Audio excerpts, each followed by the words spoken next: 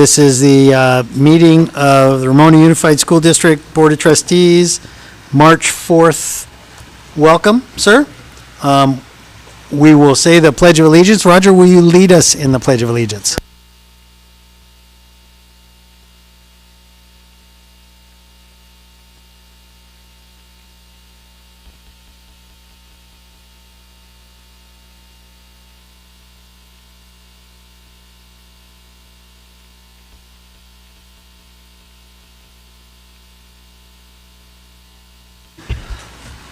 All right, this is a portion of the meeting where we would take comments from the public on items specific to closed session.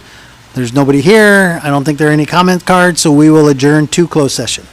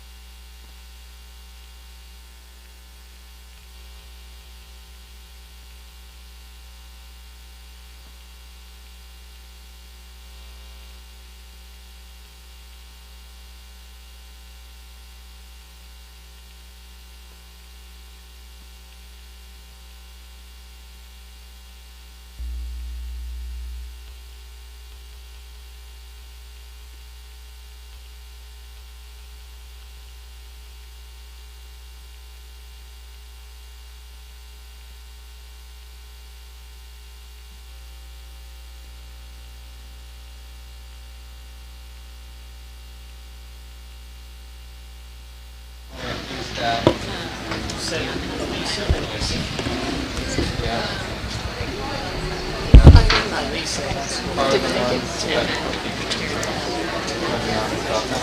we're going back to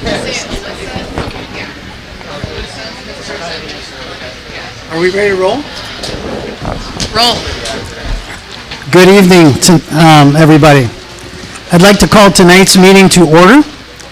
This is the meeting of the Ramona Unified School District Board of Trustees, and today is Wednesday, March 4th.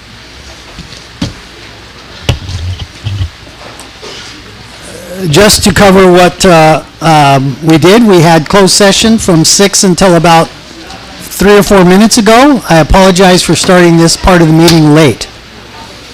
We do not have anything to report out on closed session. Having said that, we will reconvene this board meeting and we will start with the Pledge of Allegiance. I would like to call Cole up from Ramona Elementary School, and he is going to lead us in the pledge. Cole, it's all yours. Please stand.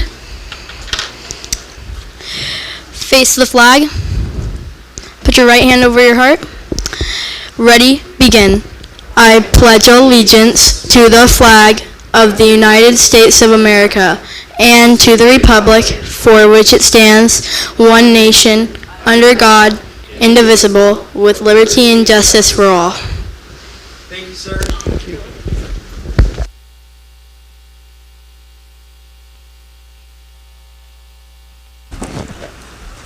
Next item on the agenda is to recognize that we do have a full quorum tonight with all members present. I've already reported out that there was no action taken in closed session.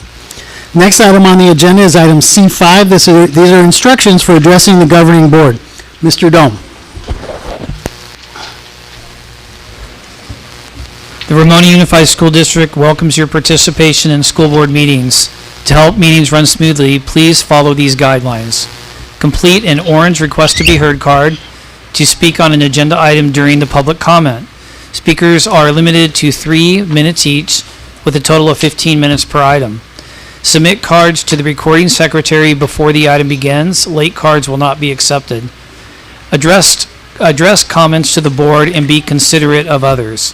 Public comments is for topics not on the agenda and follows the same time limits. Thank you, sir. Next item on the agenda is item C6. This is approval of the agenda tonight. I'll move approval of the agenda. Is there a second? I'll second. Got a motion and a second. All those in favor? Aye. Motion carries unanimously. Next item on the agenda is item C7. This is the approval of the consent calendar. I move approval except at item H1 that I would like to pull and consider separately, please.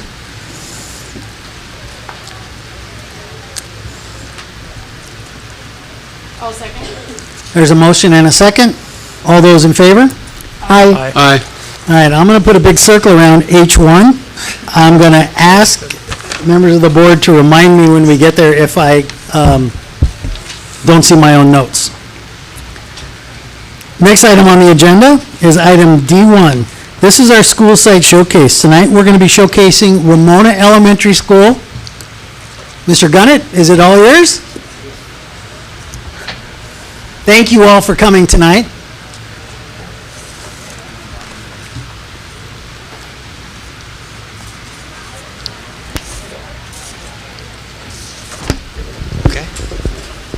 Good evening, board members, cabinet. Thank you so much for being here.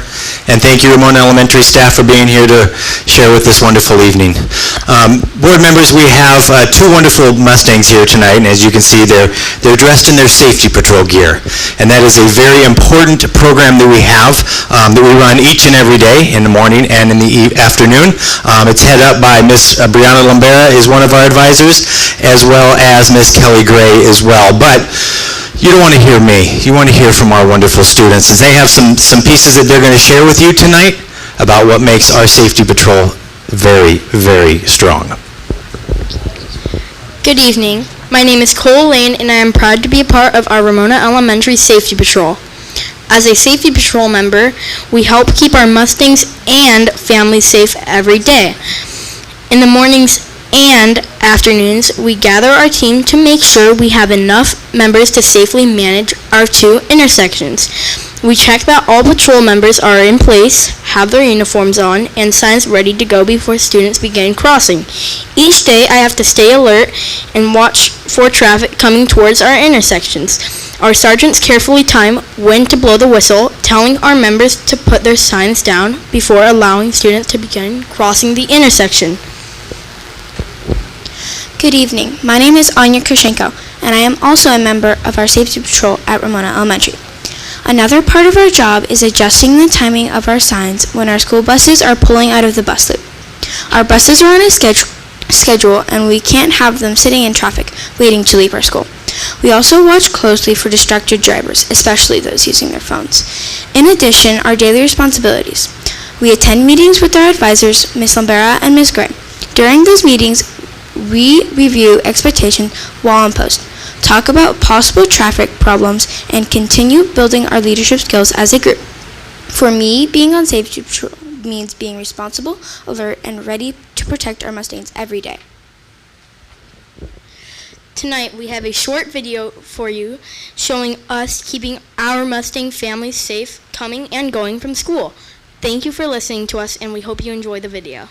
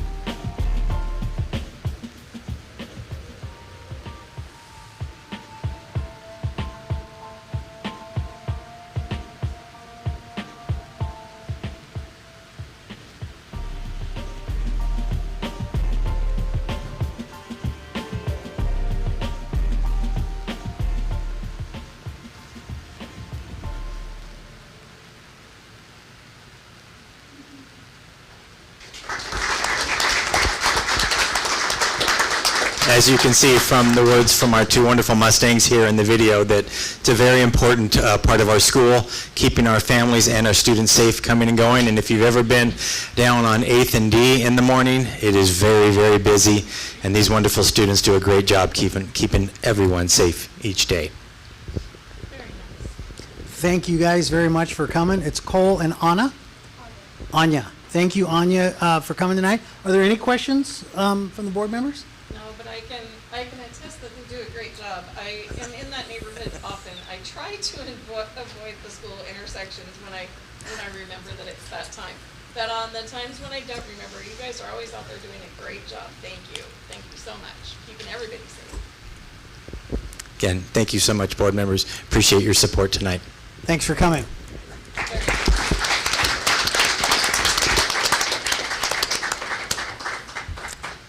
Next item on the agenda is item D2.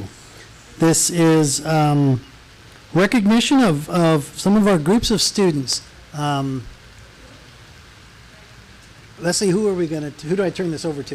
We will be turning it over to, maybe they have students speaking. Okay.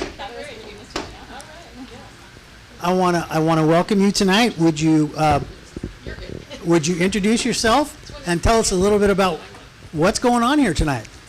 Hi, I'm Cheyenne Cavanis. I'm a senior this year and a captain. We are here today because we won CIF for Division III soccer.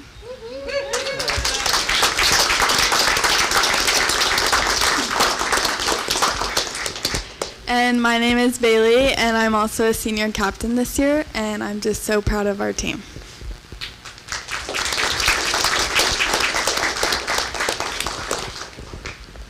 Can we hear a little bit from maybe the coach too? How's it going? Good evening. First off, thank you very much for having us tonight. Coach Delgado, Coach Derek here. First of all, definitely very proud of all these girls. Amazing season. A couple accomplishments that they have made this season. Most wins in school history, 17 wins. They definitely, yep. To go with that 17 shutouts as well. That's another school history in the books as well. Also, first CIF championship in Division III. Being able to host first time state regionals, and couldn't be more proud of first year coaching this group of girls, without a doubt. Coach?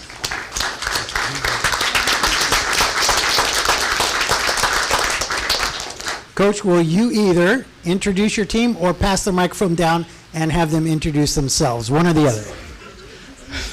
No, I think they will be able to introduce themselves. They've been practicing this whole time. Thank you. Hi, I'm Brooklyn Road, and I'm a freshman. Brooklyn, what position do you play? I played the 6, so that's right in front of the 4 back, or the Thank 8 you. in the middle.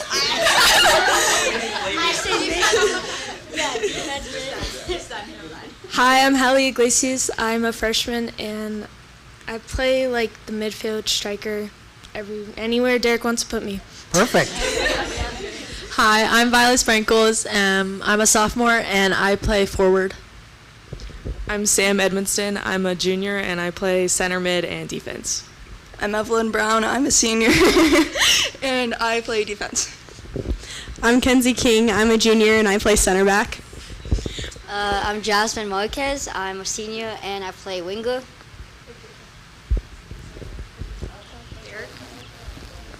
Question. All right. Okay, we have a board member question here for the group. Coach, did you say that this team had 17 shutouts? 17 shutouts. Who's the goalie? She was not able to make it today. Oh. Kira, yeah, she's on the lacrosse team as well. But Kira Williams, she is a junior, and she came up huge in many games, and it represents it without a doubt with how many shutouts we had. So no other team scored a goal on you guys this year. 17 of those games, yes. We had a total of 28 games. 28 games. And 17 of those, there was no goal. Fantastic. Very proud of you. And I'm excited about your success this year, but also it seems like your team is a little on the young side. So next year might look good. Yes, definitely. We had 5 freshmen on the roster. 3-4 of them got plenty of starters, and definitely looking forward for the future. Nice. Any other questions? Any comments? Just very proud of you all. Thank you all for coming tonight. Thank you all for your hard work throughout the whole season. Yes, for sure. Thank you all for coming tonight and sharing a little bit about your success with us and with the public. And I know you guys hear this a lot, but congratulations. What an awesome accomplishment. Amazing. Thank you so much. Appreciate having us here.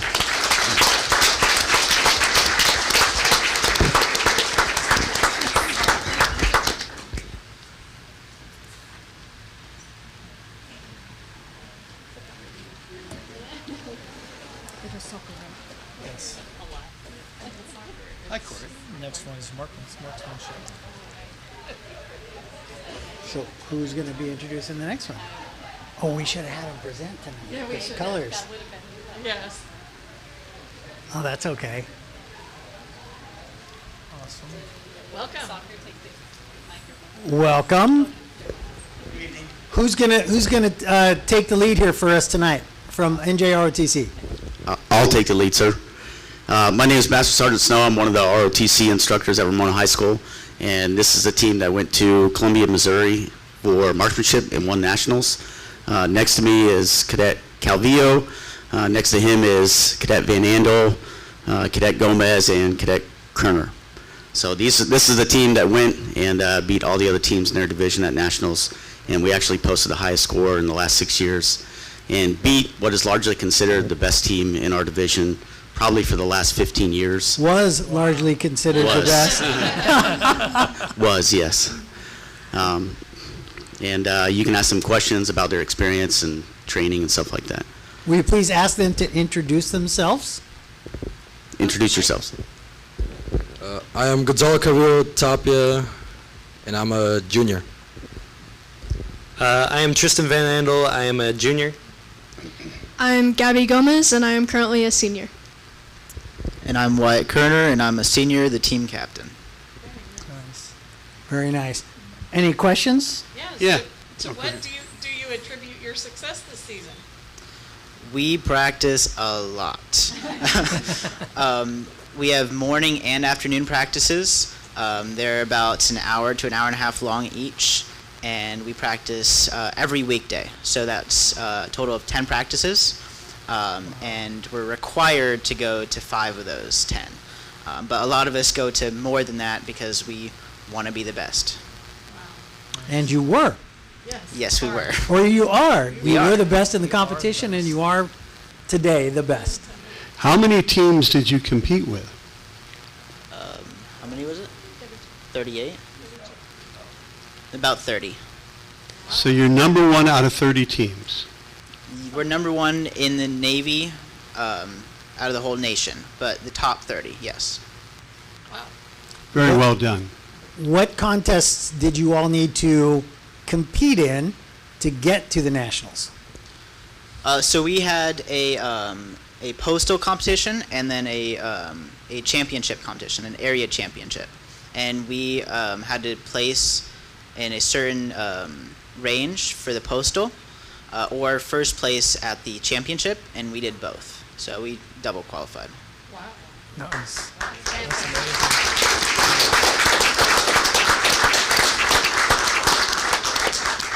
Are there any other questions? What was the biggest challenge this year? I'll do my biggest challenge.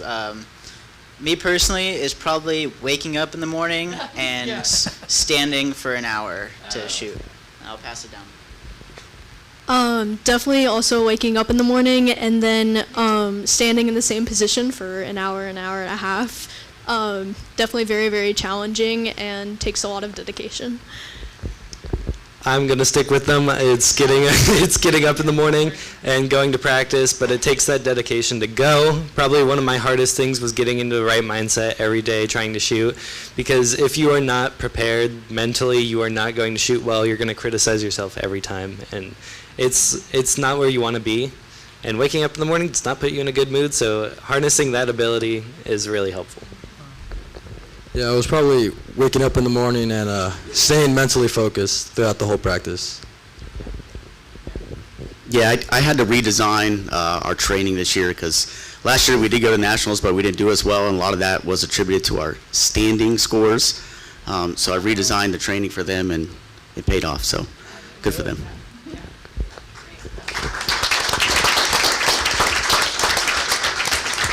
So we'll go ahead and close this portion, but I do want to say thank you all for representing this school and this community with the highest of standards. And thank you for what you do. I know that NJROTC does way more than what we see at certain events. You guys are there before the events helping. You guys are there long after everybody has left helping. And Master Sergeant, if you would carry this back to the entire group, how much we appreciate their service to this community, not just for what they did recently, but for everything they do for us. Yes, Thank sir. you all. Thank you.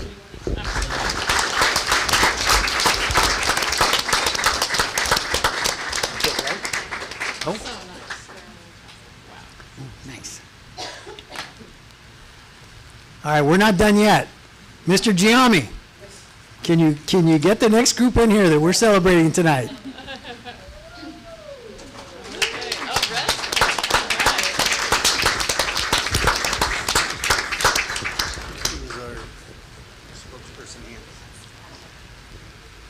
Who's leading us tonight?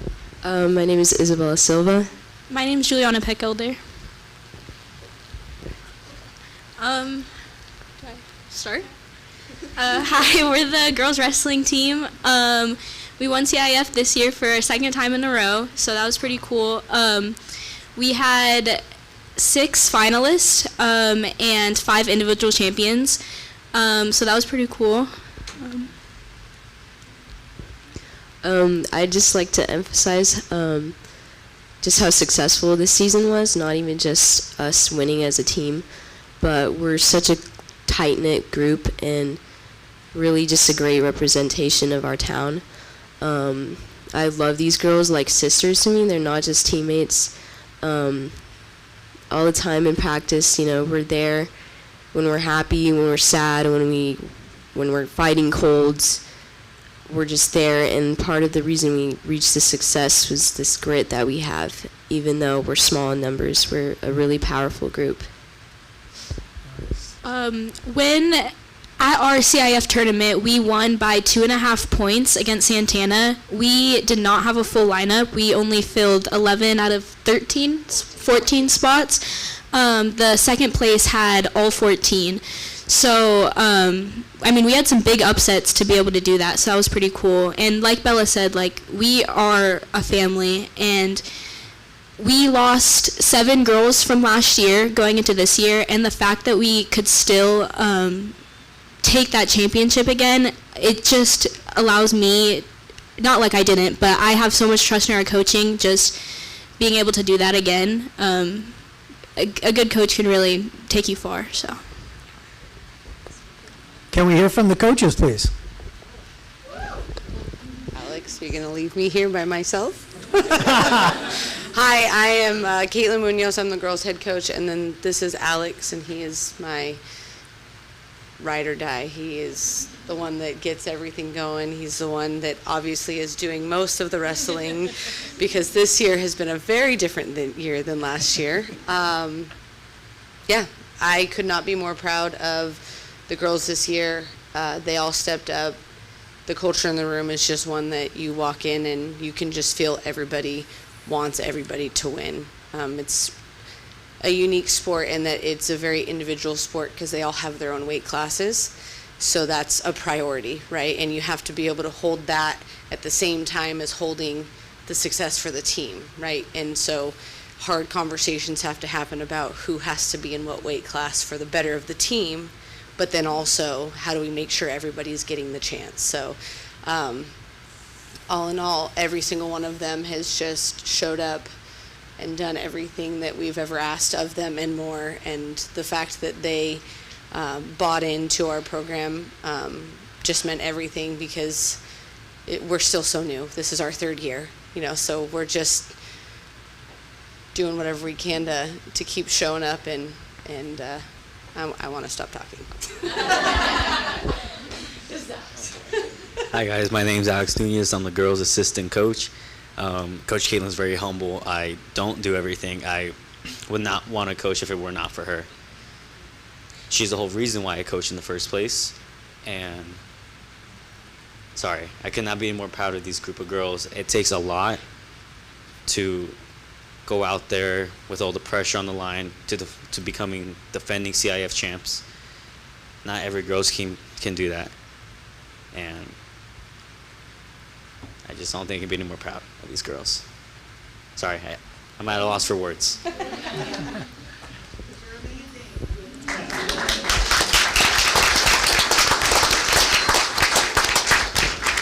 So,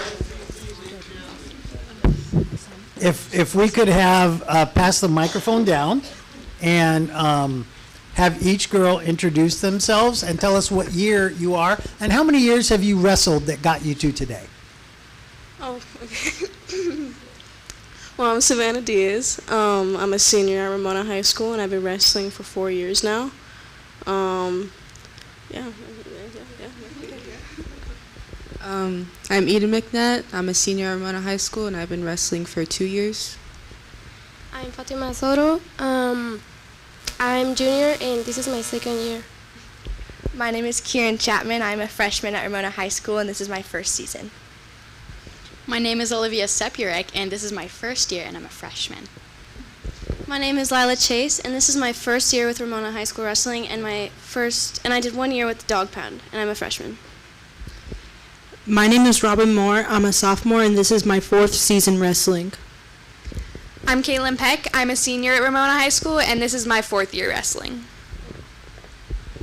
Like I said, Juliana Peckilder, and I've been wrestling for 10 years. I'm Isabella Silva. I'm a senior, and I've been wrestling for 2 years. I'm a junior. She's a junior. So you're a junior, you've been wrestling for 10 years? Yes, sir. Wow. You're like one of the coaches these days, aren't you? Okay, I think we have some questions. Well, I heard one of you mention the dog pound, and I hadn't heard that in a while. Is that a wrestling club here in town? Yes, ma'am, it is. We have, it's our youth program, yeah. Yeah, I hadn't thought about the dog pound in a while. So yes, so this was a new sport for many of you in high school. Most of you didn't wrestle before high school. Wow. Do you have brothers? Yeah. Okay. Oh, okay. Right. Yeah. Do you beat up on them pretty good? Let's hope, yeah. Dan, did you have something? Which team or teams did you defeat that meant the most to you? Santana. So with Santana in Harmony. That was good. at CIF, anytime a Santana girl would wrestle any other school, we would all be in the corner cheering for the other school. And Santana did the same for us. So it was like we would all see each other like, hey, but yeah, it was Santana by far. That's healthy. Good for you. Anything else? I just wanted to know what made the difference. There's a lot of freshmen on this team. I'm very curious. I want to say just the positive energy in our room. It's very hard to play a sport where you don't like each other, and we're just constantly, literally physical. We're touching each other all the time. So we know our, body odors, we know our sweat, we know things about each other that we probably shouldn't know. So in that aspect, we're so close to each other, and I think we trust each other. And I don't know, every day is a journey. Every day we're just excited to learn something new. If you could imagine 11 high school girls in a room and you tell them to fight each other, and then they come out like this, it truly was like a sisterhood. We were literally all put into a room and told to fight, and we came out on top. So it's, yeah. Thank you. Well, I think that starts with the coaches. It's helped by the seniors, and really, freshmen, that's going to be your role. Sophomores, that's going to be your role. Juniors, that's going to be your role next year. Keep it up and keep supporting each other. Thank you so much for coming tonight, and congratulations. Thank you for having us. Thank you.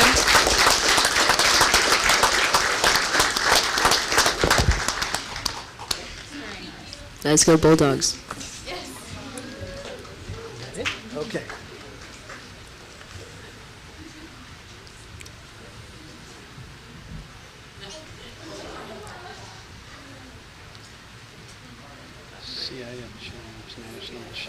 Can we please have one more round of applause for all of the people we celebrated tonight?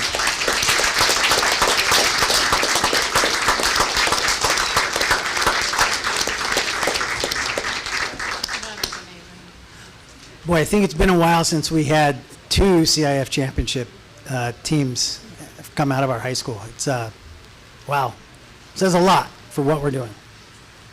All right, next item on the agenda is item D4. This is a report from the California School Employees Association, Chapter 733. Oh, thank you guys. They're smiling at you. They're smiling at me. Todd, next time, throw a pencil at me. Next item on the agenda, we're going to put you on hold for a second, Jeremiah, is a report from our student board members. Eden, you're going to go last tonight. So, Ingrid, let's start with you. Good evening. My name is Ingrid Ferguson. I'm the student board representative from Ramona High School. Thank you for having me here and providing me with this opportunity to represent my school. I was going to start with congratulating all of our sports teams for their CIF wins. We already saw soccer and wrestling, but also boys basketball was a runner-up in the San Diego Section CIF Championship last Friday, so that's very exciting for them. And then Our spring sports have started. The track team had its first invitational on Saturday, and several students brought home the gold and medals, and our first dual meet is tomorrow against Westview. I wanted to give a big congratulations to the song team and Coach Bronte Rowe, who placed 7th overall at the Nationals in Florida, which is a really big accomplishment for that team, which is a lot of freshmen. ASB is currently celebrating Staff Appreciation Week this week. We are partnering with PTSA to help our teachers and staff feel loved and supported. Next week, ASB will be hosting Area R, which is my favorite event of the year, on Friday, March 13th. And this is where RUSD elementary school students are going to attend a leadership conference that is planned and hosted by our Ramona High School ASB students. And this year's theme is Be the Hero on Your Campus. So it's superhero themed. So that's really exciting, and that's all I have today. Thank you. Thank you, Ethan. Danny, you're next up. My name's Danny. I'm representative of MVA, and I just have a short report. Our MVA secondary students are beginning to enroll for their next year classes, so that's exciting. That's basically all there is there. A local scholarship packet went out to all of our seniors recently, so we're all starting to stress over that and get our stuff together. We had a second school presentation night. The first one was a hit, but everybody loved it last semester, so we decided to do another one, and it was great. It's like a mix of creativity and like design, digital design, and also public speaking and debate skills all in one night, and everybody gets to express their own opinions, their own creative designs, and then you all argue about it and defend your opinions, and it's kind of havoc, but it's amazing, and I think it's the perfect event. We had someone present ranking all of the games that he plays, just all of them, and we argued over that. We had someone argue that Ramona needs a lighthouse to be built. Someone created a Hunger Games story, except it was our entire school, and all of the characters were students from MVA. I was President Snow, so that was interesting. So that's just an amazing event, and I think we're going to be continuing it for many years. Our play last year was also a hit, and the seniors are actually directing this year, so we're having student-directed plays in May. I'm one of the directors, and my vice president is another director. And then we have MVA Madness on Friday, where all of the grades, 9th through 12th, compete in physical competition to win a pizza party and bragging rights. So, yeah, that's all for MVA.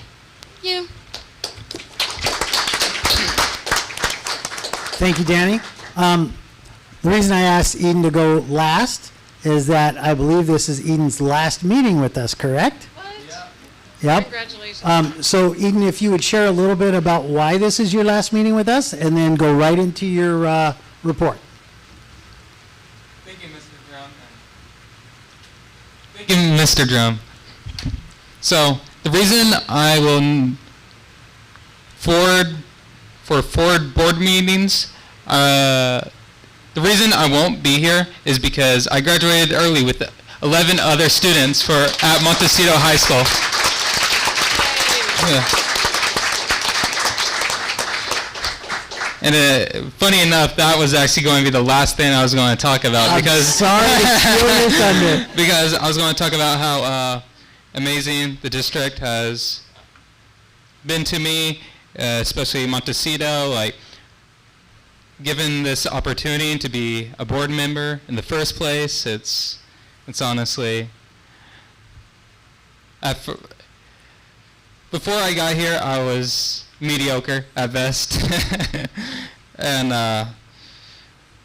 but Montecito, all the teachers, you feel like They're your friend. They're passionate about their work. The students there, you can talk to them. You can make friends. Jeez.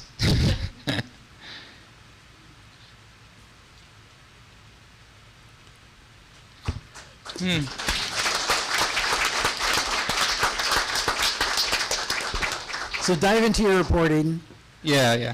Okay, but for the other things, I would like to congratulate Mr. Jordan. Well, we all of Montecito would like to congratulate Mr. Jordan because his 9 students were able to advance to the state competition of Skills USA to Ontario. Yeah. And then in April, it will be happening in April, and because how they got it was by placing first place in like teamworks and third place in individual carpentry. Yeah. Nice. Yeah.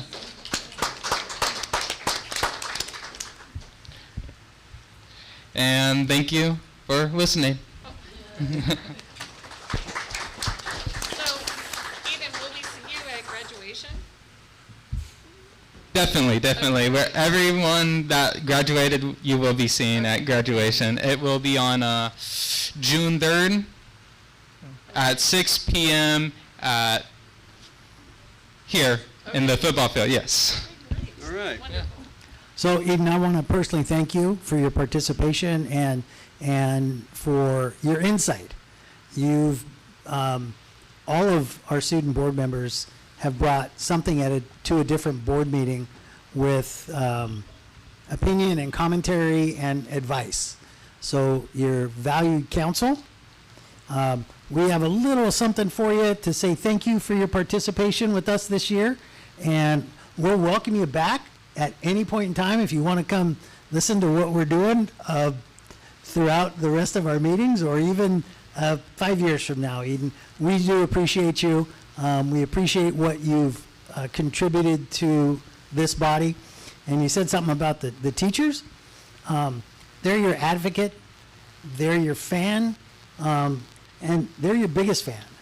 And they are in your corner. The culture that has been created at that school is very hard to recreate elsewhere. So your kind words are certainly appreciated. And thank you so much for the gift. It's highly appreciated, and I will definitely visit. Yeah. All right, stay in touch with us. You have our emails. Sounds good. All right, Jeremiah, get ready. I think I'm back on track. Oh, you know what? She's the best. Eden, we do also have a certificate of appreciation for you and for your participation here as a member of this board. Congratulations, sir. Thank you so much. Can we take a quick picture with I you? would love to. Yeah, let's take a picture. This is for us, not you. How much we appreciate you. That's my mom. You met your dad last week? Yeah. Okay.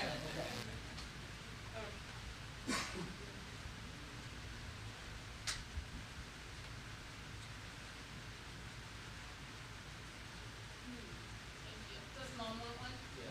On her own phone? Yeah. Okay. Thank you. Absolutely. Great. Thank you. Absolutely. Thank you. Thank you. You're gonna ask so her. much.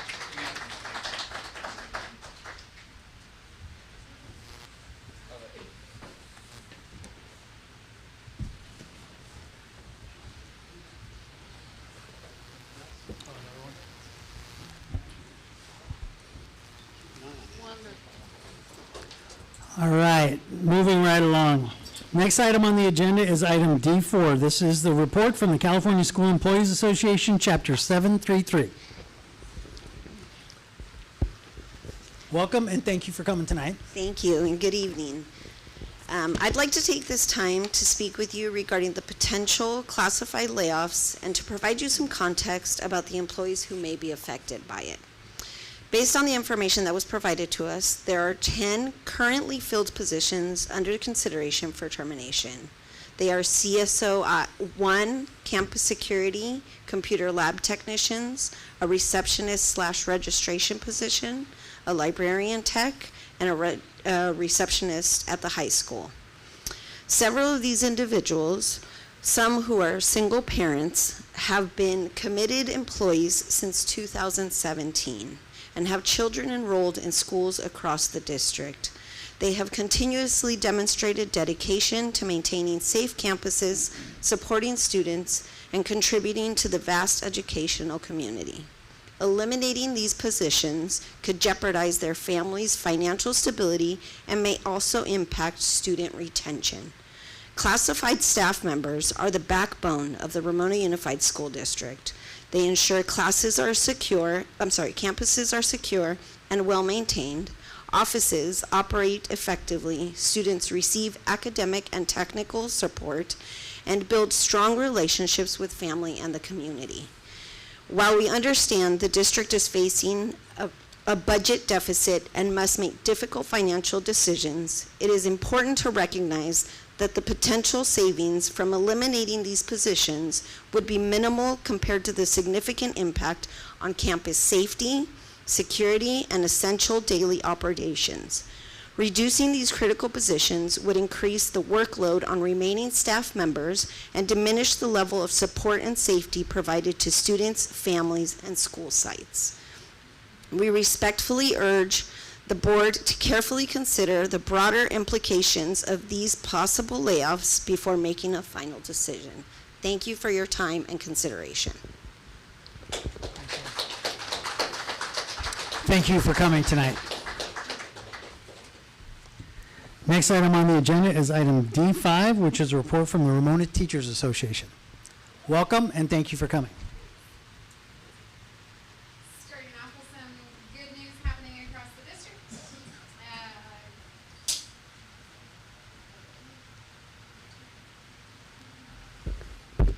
There we go. I want to share Mr. Gunnett. That would be a teacher, Mr. Gunnett. Ms. Gilbreth and Ms. Villapondo's fourth grade classes at Hanson Elementary have been practicing their very own Winter Olympics. They've created a week full of games, writing, crafts, and even math. Also at Hanson, Ms. Ferguson's fifth graders just finished reading Esperanza Rising. They're learning to crochet just like Esperanza did, and they created projects explaining some of the symbolism found within the book. Also, Hanson fifth graders are learning about energy flow, experimenting by growing plants, while varying the conditions to see what they need to grow. At James Duke's, fifth graders from Mr. McNiff, Johnson, and Kale's classrooms participated in the PTA-sponsored science fair on February the 18th. Check out pictures from that as well as the Winter Olympics from Hanson on our social media. Last week, RHS did their annual adaptive ski trip to Big Bear Mountain Resort, creating an unforgettable experience for students with disabilities. Despite challenging winter storm conditions that week, with over 3 feet of fresh snow in just 48 hours, the trip went smoothly and safely. Our students with disabilities had an amazing time experiencing mountain environment and participating fully in the outing. The excitement was nonstop, and many of the kids are even asking when they can go again. It was really positive, memorable trip that highlighted inclusion, resilience, and just pure joy. 6 freshmen qualified for State Skills USA competition at RHS in Auto Shop Power Mechanics to compete in Power Equipment Technology in April at Ontario Convention. 4 out of the top 5 spots in the region were female, which consists of also 7 counties. And of those students, Mr. Mora's class, 4 of Mr. Mora's female students placed in the top 6, 1 of which won gold, another one silver, and the bronze snuck in for Mr. Grace's class, so RHS swept the field. The director of Santa Isabel Art Gallery has reached out to partner with Ramona High School in featuring an annual summer student art exhibit.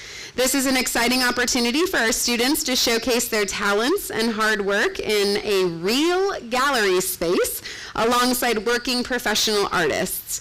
Stay tuned for more details.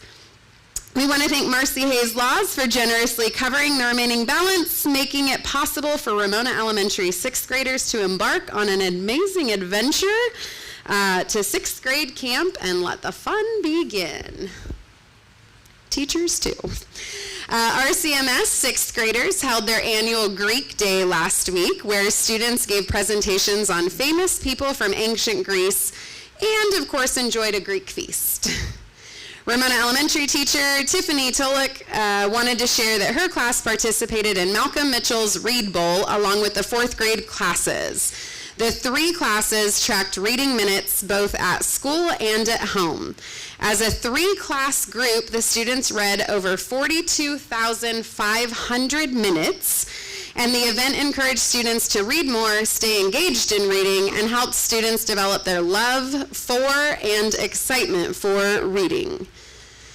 The volleyball clinic at OPMS was absolutely amazing. They actually had 68 girls show up, and there were even more who wanted to attend, but there just simply was not room. It was incredible to see so many young athletes eager to improve their skills while having fun.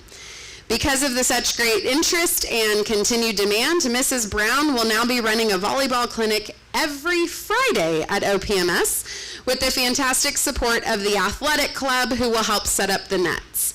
This is a great opportunity to build skills, confidence, and team spirit among students, and we can't wait to see it continue to grow. We also want to give a kudos to the TOSAs who stepped in and covered some classes this week as we were short subs in order for teacher leaders to remain in their training. Also, we want to give some kudos actually to the San Marcos School Board for pushing back in their district and not approving to cut library tech positions. This is such an integral part of students having access and improving reading skills, which is a foundation for their entire education. I truly hope this board follows suit and recognizes the importance of having our school libraries open to students. While you approved those cuts at the last board meeting, you also said yourselves that it can be changed and it's not a guarantee. So I hope that you show our students in RUSD that their learning matters. We understand the district's priority is to meet our financial needs, but I want to reiterate that where you make your cuts matters. This shows your priorities.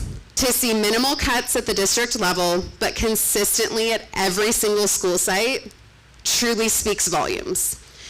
To look back at board decisions that approve monthly travel stipends for all admin and the maximum monthly stipend allowed for each board member shows leadership is continuing at a status quo while we're cutting other areas.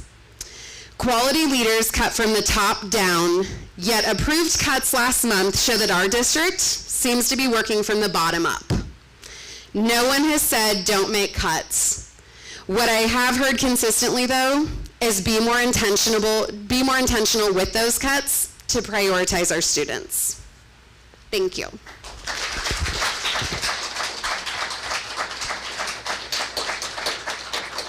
Thank you for coming tonight. There is one thing that I would like to comment on one of her comments, or make a comment regarding one of her comments. The other Mr. Gunnett is one of our teachers. We have his proud father sitting in the front row here, and this is 3rd generation Gunnett family teaching our kids. So thank you to the whole family, Chris. And correct me if I'm wrong if I'm only saying 3 generations. It doesn't go past that yet, does it? Not yet. Okay. All right, thank you, sir. Next item on the agenda is item E1. These are public comments. These are requests to address the board for items that are not specifically on tonight's agenda. Ashley Powell, if you can come on up. thank you for coming and welcome. And Mr. Dome will be your timekeeper. You have 3 minutes.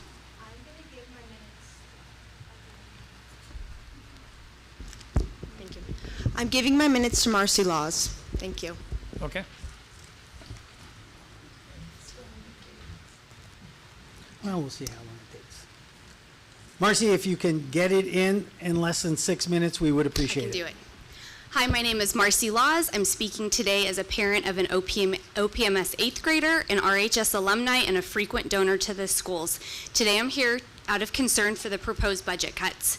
I understand that the fiscal situation and current budget are challenging, and I would consider it an all-hands-on-deck 5-alarm fire situation in which every cost savings avenue must be explored.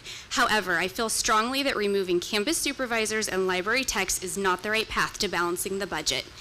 Those positions are not only some of the lowest paid roles in the district, they are also some of the most hands-on, critical roles that have a daily impact on student services, student safety, and student learning. Cutting those roles will not only have an immediate negative impact on students, but it will undoubtedly make more work for our already exhausted teachers. Our teachers are asked every year to do more and more with fewer resources. This results in larger class sizes and less support within the school site, which will result in teacher burnout. Our teachers are our biggest asset, and I feel the budget should reflect their importance and impact. It is troubling to me that not one of the proposed budget cuts were made at the district office level. I find it unusual that there was no cost savings to be found within this building. I am asking the board and administration to consider some of the following cost-saving measures. They may not be ideal, but this situation is not ideal. I am proposing that every certificated staff member at the district office fills in as a substitute teacher 1 day per month. If the district office staff could commit to just 1 day per month in the classroom, the district could enjoy over $42,000 in annual savings by not having to call in and pay a substitute teacher. This savings would immediately preserve 3 elementary campus supervisor positions. Saving the CSO role would ensure that children stay safe while on our campus, which is our #1 goal. If the school board agreed to take only half of their monthly stipend, $600 rather than $1,200 per month, the district would enjoy a cost savings of another $36,000. This would preserve a campus supervisor role at the middle or high school. If you agreed to freeze the stipends altogether, the district could save $72,000, which would preserve at least 3 library tech positions. If the 2 teachers on assignment subbed in classrooms once per week rather than once per month, we would realize another $16,000 in cost savings. That would just about save another campus supervisor position. In addition to the financial savings, being on campus shows that the administration is in the trenches with the teachers, providing direct support and relief. It will give them the opportunity to see the daily struggles of the modern classroom. Some administrators in this district haven't been in a classroom for many years, and particularly not since COVID, and boy, things have changed. I think that being in the classroom along with the teachers will offer firsthand insight regarding the morale of staff, struggles in the classroom, experience with the student behaviors, and challenges with class sizes. It may offer perspective and insight and better help relate to the teachers' concerns. Regarding technology, it pains me to know that when library tech hours are being cut, they will still be responsible for fixing Chromebooks. Can this simple task be done by classified staff at the district office, even 1 day per week, to keep the library techs in the library? Can this simple task be done by student or parent volunteers so we can keep the libraries open as a safe learning space for children? Could you as board members commit to helping fix Chromebooks even once a week, freeing up valuable time for library techs to help children succeed? This seems like such a menial task that can be easily outsourced, allowing library techs to focus on books, curriculum, and student engagement. I understand that administrators are being provided with up to $300 per month in travel stipends. This seems really excessive. It would take 13 one-way trips each month to the County Office of Education, or driving 416 miles in general to reach the $300 at the standard reimbursement rate of 72 cents per mile. While the pay per actual usage model requires more paperwork, it could be an immediate and real savings cost to the district. Have we reached out to all of the vendors to ask for better pricing, better terms, or more materials for our dollar? There may be cost savings available just by asking that question. I would encourage our Fiscal Services Department to find out if we can cut costs on items or services we use every month. Can we pause using consultants to do parent surveys and analysis? Consultants feel like a luxury item, and we're operating on a needs-only budget. Lastly, I would love to see the board and district leaders send out a call to action to parents and community partners. Let's do an Attendance Matters campaign. Some parents do not realize that the school only gets paid when kids show up. Let's ask for corporate donations and search for grants. There are so many resourceful parents and community members, but unless they are directly asked to help, they may not know there is a need. I personally have a membership to the Grant Watch website, and I will commit to searching for relevant grants each week and apply when they are suitable for the district. I beg you to consider cutting at the administrative level before you cut roles that are working directly with students and supporting teachers.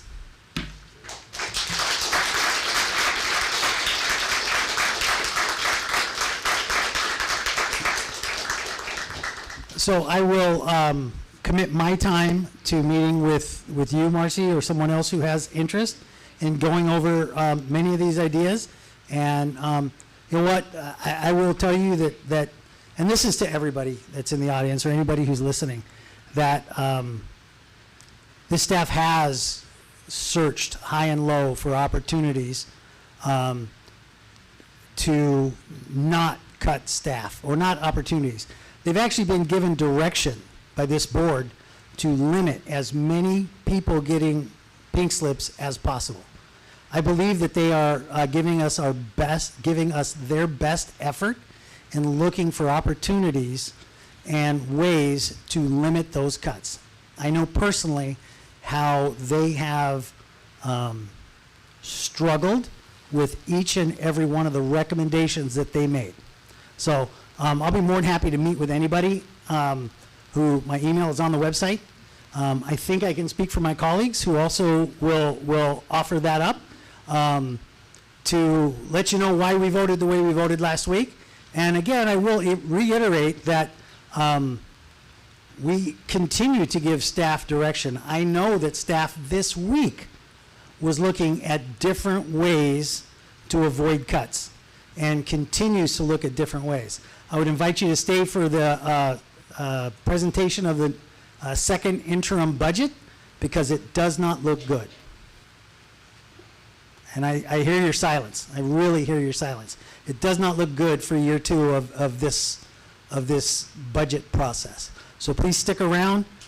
We encourage your participation. Marcy, some of your ideas have, and I don't mean to just say only some of them, but those ideas have merit, and I was taking notes. Staff will review the recordings of this and see if they have real possibilities of making those cuts. Of making those changes. So thank you all for your participation tonight. We will move on to the next item, or the next speaker. Okay, the next we have a group that's coming together. Elisa, Janine, Lisa, and Megan. We're just going to speak in sequential order. I'm going to go first. Okay. Thank you for coming and welcome. Okay, sorry, these are readers, so if I look up, I still can't see, sorry.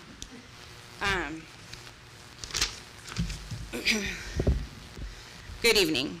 I am speaking to you again tonight to respectfully ask that you reconsider the decision to cut library positions. What was not reflected in the list of reductions were the involuntary transfers that will occur as a result of these cuts.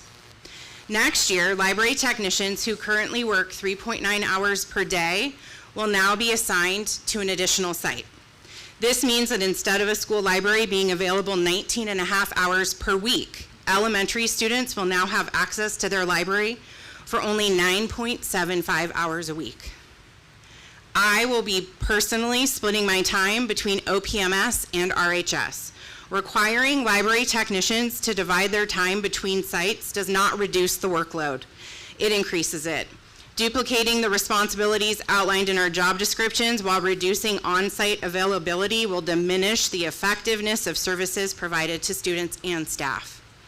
Per RUSD Board Policy 6163.1, Library Media Centers, the cuts that were approved directly conflict with this adopted policy. School library media centers play a vital role in education by providing access to a wide variety of informational resources, including people. The board policy expresses a commitment to comprehensive library media centers with up-to-date books, reference materials, and electronic resources to support a high-quality educational program, promote literacy, and enable our students to become lifelong learners. Additionally, Ed Code 18103 states that school libraries shall be open for use by students and teachers during the school day. I can tell you with some of these cuts, they won't be open. I am struggling to understand how reducing access to library services aligns with this adopted policy. The action taken does not simply reduce positions, it reduced library services at every school site by redistributing the same workload across fewer staff members. The total maximum annual savings from part-time library technician reductions is approximately $46,000. When financial reports highlight car allowances, meal reimbursements, and monthly stipends that significantly exceed that amount, it sends a clear message about what the district is choosing to prioritize and what it does not. Libraries are not extras. They are literacy hubs, they are research centers, they are safe spaces. They are where students are given equal opportunity. Other districts are being recognized for protecting their libraries because they understand the long-term value of investing in literacy and equitable access. I'm asking you to align your actions with your adopted policy. I urge you to revisit this decision and consider the long-term impact on our students. Thank you. Thank you. Next is Janine. Jeannie Brandt. My name is Jeannie Brandt. I've been called Janine all my life, but I'm going to take my moment and be Jeannie. I am the library technician at Mount Woodson Elementary. While I'm not currently slated to be laid off, I will be required to absorb additional workload if a library technician position is reduced. Under the current proposal, I will be split between Hanson and Mount Woodson. I cannot physically, mentally, or spiritually give 100% to two different schools, but I will do my best if called upon. But something or someone will eventually fall through the cracks. The school's library is the heart of a school. It's not simply storytelling, it is exploration. Students watch baby eagles hatch and travel virtually to Alaska to the start of the Iditarod. These are experiences many students may never otherwise have. When the library goes dark, those opportunities disappear. The library is also a safe haven for students. It provides brain breaks, quiet resets, and a refuge for children who are overwhelmed socially or emotionally. Elopers often end up in the library where a calm adult ensures they are safe and supported. When the library goes dark, who provides that space? Library services to teachers are constant and essential. Library technicians support teachers by researching and gathering materials for social studies and science projects, ensuring students learn research skills beyond a computer screen. Under the Williams Act, students must have materials needed to meet curriculum standards. A library technician ensures every student, including late enrollments, receives textbooks and supplies promptly. If a library goes dark, who will gather and distribute these materials in a timely manner? To fact, Education Code states school libraries should be open for student and teacher use during the school day, and reducing access to libraries does not support literacy or the freedom to read. Finally, and respectfully, the optics of expenditures for management and board members are concerning during a budget crisis. While these may be contractual obligations, could such expenses just be postponed until the crisis is resolved? Hearing of such expenditures simply does not feel good. Our plates are full with a 3.9 daily contract for one school. It is overwhelming to think we may have to split hours between two schools. I fear book fairs, book tastings, Read Across America events may have to be eliminated. I respectfully ask that you consider reductions to library technicians. When libraries go dark, students lose far more than books. For many students, the library is one quiet place in the school where they feel safe, curious, and capable. If the library goes dark, many students lose the only place in the building where they feel they belong. Please don't take this away from any of them, and thank you so much for your time. Lisa Ross. A library. Why do we need that person? We already have a room full of books. The library has been made, so now it's done. Any idiot can buy a bunch of books. The library techs in our district are a hybrid of a librarian and a tech, especially at the elementary school level. We perform all the duties of a tech: checking in and out books, read-alouds, shelving books, helping students find good fit books and those that interest them, ordering, checking in, barcoding new textbooks and books into the system correctly, ordering Carolina Science for teachers, laminating items, you name it, we do it.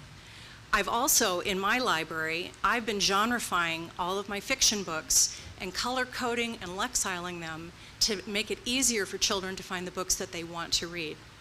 I have a section for growth mindset and behavior books so teachers and students can find them quickly. I've created a section for primary animal books in colored tubs with collages on them so kids can find them easily.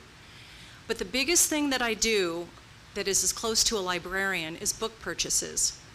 My book purchases are tailored to my Ramona Elementary students. I've learned to buy books that interest them and that they want to read, but are not too high of a level that is beyond their ability. If I was at another school, my selections would focus on those students. Just as all students aren't reading at the same level or have the same interests, each elementary school has a different group of kids that need books chosen for them. I ask teachers what subjects their students are learning so I can choose appropriate nonfiction to support students' research, especially biographies, social studies, science. Everything I have now is STEM aligned, currently. I have gradually built up my nonfiction books with current, colorful, interesting titles and weeded out old, boring, wordy books that children never read. All of that is time-consuming. It is also often unseen. Books are chosen for reasons, because they are current and deal with important issues, because they are award-winning, because they are compelling, because they bring diversity and inclusivity to a school. Locating books includes reading journals like the Horn Book, School Library Journal, California Young Reader Medal books, and others to find those starred reviews that support the needs and interests of the students at my school. Creating a collection that is both timely and timeless is a constant and time-consuming task. I'm also a paid member of all of these organizations on my own so I can find out what is new. I have a bachelor's degree from 100 years ago, but I went back to Palomar and got my LSSC certification so that I was better at my job. I also have an instructional media resource assistant cert from the San Diego County of Education. All of that I did on my own. I'm a part-timer. I get no benefits. I make very little money in comparison to, say, what a teacher on assignment could pay for all of us techs. No Lisa, offense. your time is up. Okay. Thank you. Thank you very much. Megan? Hello, ladies and gentlemen. My name is Megan Guile, and I didn't prepare anything, but I'm going to speak from the heart right now. And first of all, I have worked very hard. I just want to make sure you're listening. Sorry. So I have worked very hard to make sure that the library at Barnett Elementary has everything that it needs for its students as far as interests. Before myself, there was no Pokemon books. Now those boys in 3rd grade who are dying for Pokemon, they can read exactly what they're interested in. There's My Little Pony books for the girls. There is all different kinds of books. It would not have happened if I hadn't been there. Please don't take my position away. And so now I'm just going to speak to the people at home and the people in this audience. Thank you so much for all of your love and your support We feel it, we love it so much, and it's meant the world. And your support keeps coming, and we appreciate every single one of you. Thank you. Can I give the rest of my time to my buddy here? Or no? Okay. We've already exceeded 15 minutes on this specific topic. We're going to do a point of order thing here. Thank you so Thank you. Mr. Doan, how many more speakers do we have on this specific topic? We do not have any more on this topic. Okay, great. Will you call the next speaker? Okay, Sean Stotts.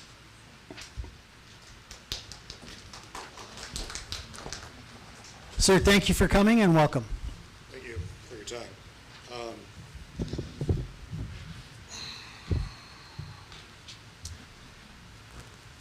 Don't really have a whole bunch to say, really just kind of a couple observations and questions. A lot of stuff going on. Thank you guys. You can have the rest of my time if you want it. Yeah, they can have the rest of my time if they want it when I'm done.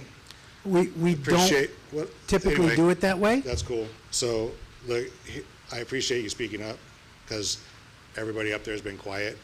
All this is going on, and I hear that you hear our silence, but we'd rather you hear our voices.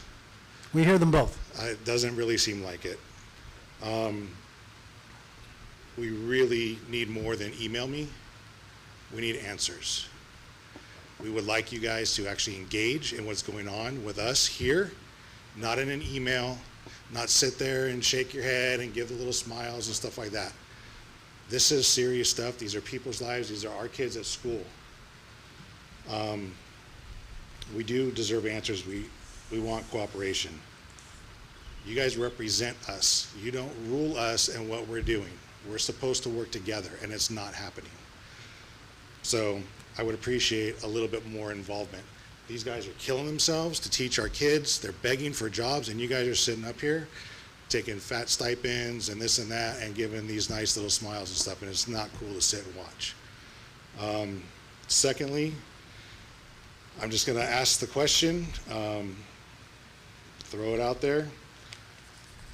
I'm kind of shocked, Roger, that you're here really and representing a district with everything going on, and my question is, do you plan to step down or set aside working with our students under the investigation, everything going on with you? I don't think it's really appropriate that you're up here representing us and our students while you're on complete leave right now.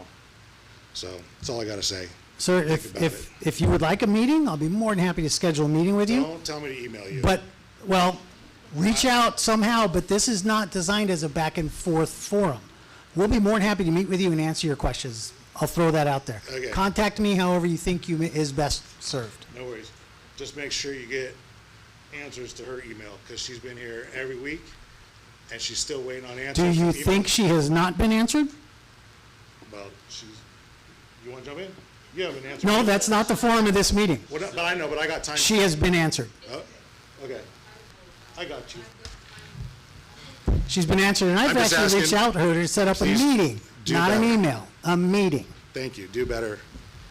And Roger, think about it. And if you want more answers, reach out. I'll meet with you. Okay. Well, we'll probably meet because I'm going for 2027. Next is Austin White. Mr. White, thank you for coming and welcome. Thank you for having me. So good evening, board. As he just stated, my name is Austin White. I am the parent of a student in this district, and I'm here again tonight to address transparency issues between the district and the parents. We made a lawful request under the Family Educational Rights and Privacy Act for records directly related to my child. Specifically, I requested complaints, communications, investigative materials concerning my son, only to be given the runaround. This act is not optional. It provides parents with the right to inspect and review education records related to the children and maintained by the district. It does not allow infinite delay. It does not allow selective interpretation. And it does not allow the district to redefine maintained to avoid disclosure. This should not require a public comment at a board meeting for compliance. It seems as though the current precedent set by the school district is keep the parents on a need-to-know basis, give them the bare minimum so they don't ask too many questions, keep them in the dark, and avoid pointing out negligence. As the people in care of our children for up to 7 hours a day, this is unacceptable behavior. And when parents complain about transparency, the solution should not be a closed-door meeting with a board official, the superintendent, or a principal in an attempt to control the narrative. If our emails fall on deaf ears, we will get louder and louder in the public eye until you have no choice to comply. We voted you in, we can vote you out. And I suggest you become more firm and direct when telling the district to follow the laws in education to avoid all these lawsuits. And lastly, I'd like to piggyback off Sean Stott's point. I'd also like to make a point if Mr. Dom has any intention to step down from the board. I just find it odd that he's allowed to continue leading the teachers on this board in Ramona, but is not allowed to be a teacher in Poway. So yeah, that's all I got. Thank you, sir. Samantha Stotts. Mr. Stotts, thank you for coming and welcome. Give me a second as I pull out my stuff.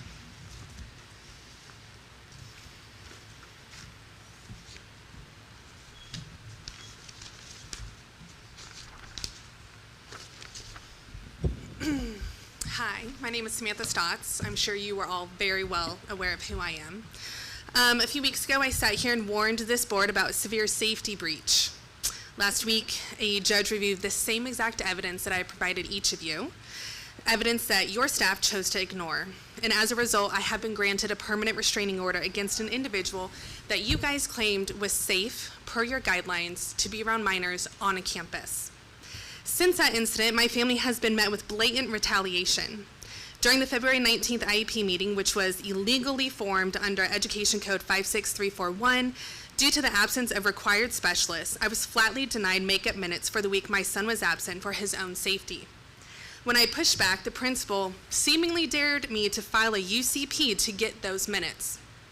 A hollow retaliatory taunt considering she had been in receipt of my formal UCP filing the day before. The dishonesty, of course, continues when I received the meeting notes. I was provided a falsified version of events designed to scrub the principal's conduct from the record. It was only after I caught the district misrepresenting the facts that they suddenly pivoted, claiming my son's right to compensatory education was now under review. It's a complete slap in the face to only get a review when your staff gets caught in a lie. Now, of course, the gaslighting has extended to my own records request. Your special education director is trying to pass off attendance logs as service logs. These logs are not only incomplete, but they are impossible.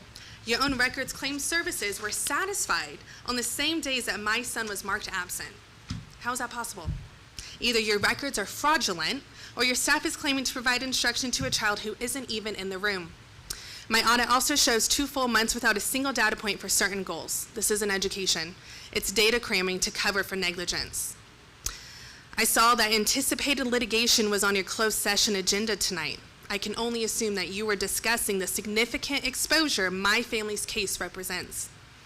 It's a freaking shame that this board only discusses my son's safety behind closed doors with lawyers when aren't we in a budget crisis, instead of ensuring it out in the open with his parents.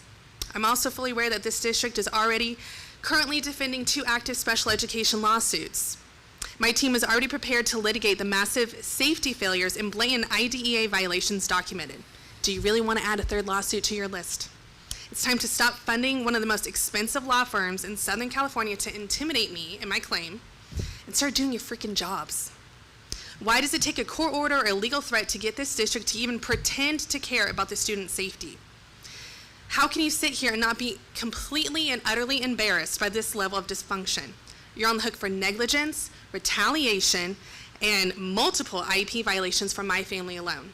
Is it going to take every single parent in this district to sue you before you take your legal obligations seriously? My son's education is not something to negotiate. It's his right. And remember, we voted you in, we will vote you out if you are not very direct and firm with the district. Thank you. Thank you. Next is Kim Newcomer.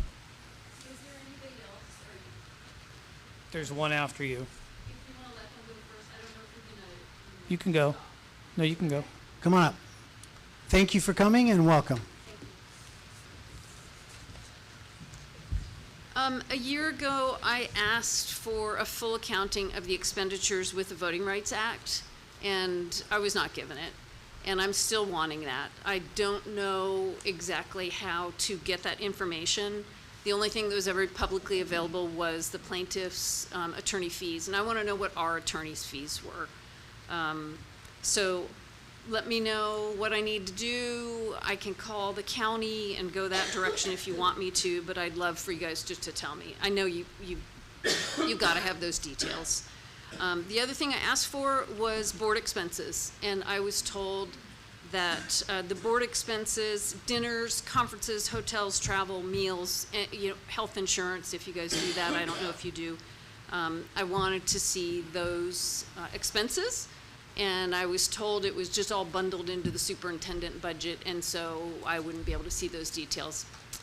That would mean that that's a really bad, sloppy accounting policy, so I can't believe that's true, because I know we have good accountants. So again, I'm looking for those two things still, and I hope that you will comply.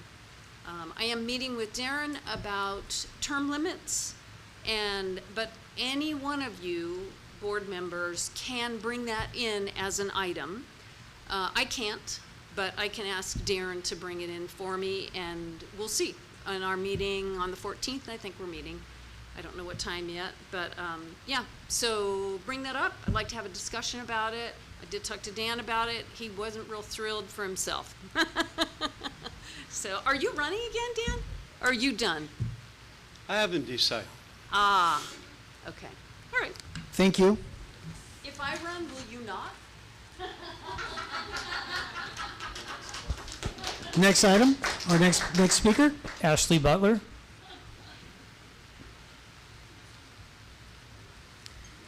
Thank you for coming and welcome.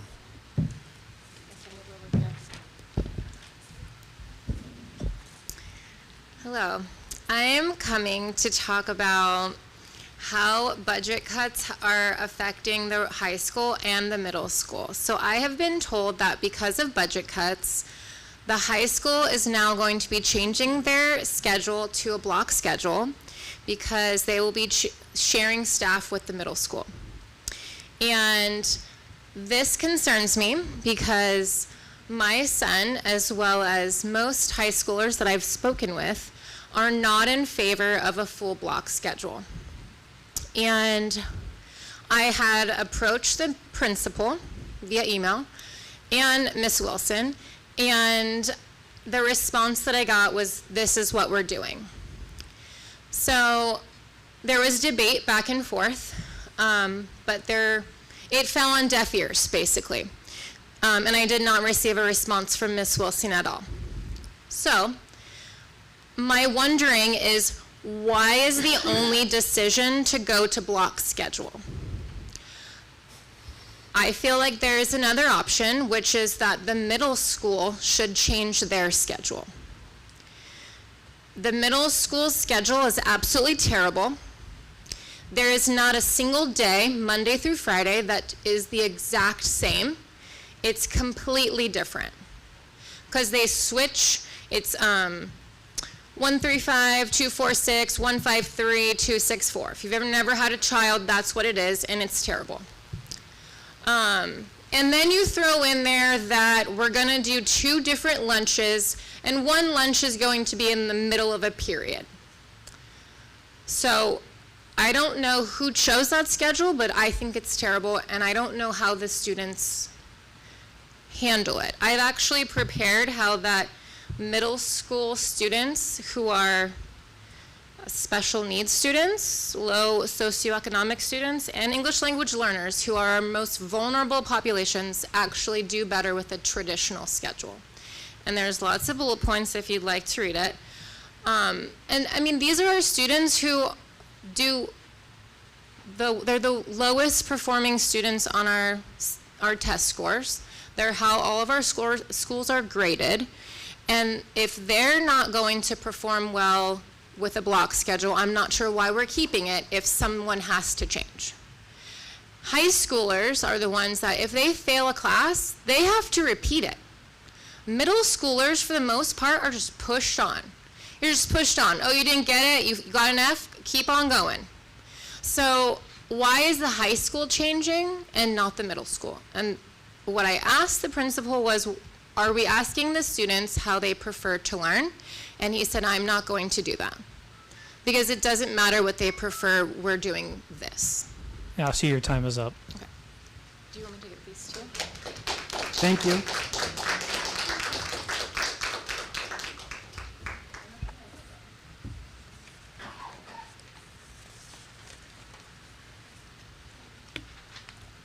Is that our last speaker? The others are agenda items. Okay.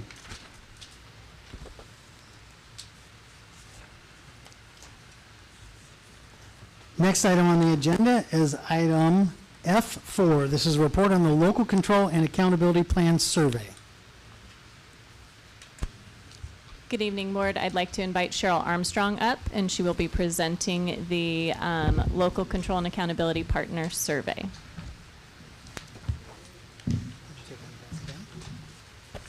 Thank you for coming and welcome. Thank you. Good evening, Board. I am pleased to be here to present our survey results for this year's Local Control Accountability, our LCAP Plan Survey, and to provide an overview of the educational partner feedback that we received. So our LCAP is comprised of 3 different components, one of which is educational partner feedback, a focus on state priority and district goals, and then our actions, expenditures, and services. The purpose of the LCAP is to provide oversight for public school districts, and the CDE specifies what we have to report and provides a template to ensure compliance that we are meeting our state priorities and our district goals. One of these components is the educational partners' feedback, and we want to hear from our staff, our students, our parents, our community members, and we had a survey open for 3 weeks, which is one way we are able to get input. We have crafted our survey questions to allow us to get data that align with our state priorities and our local priorities as well.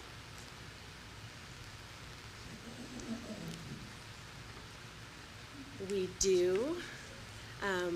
Educational partner feedback is incredibly important, and we do read every single response. We look at every survey answer, and the feedback that we get through surveys, through educational partner feedback, through parent advisory groups, all guide our actions and services.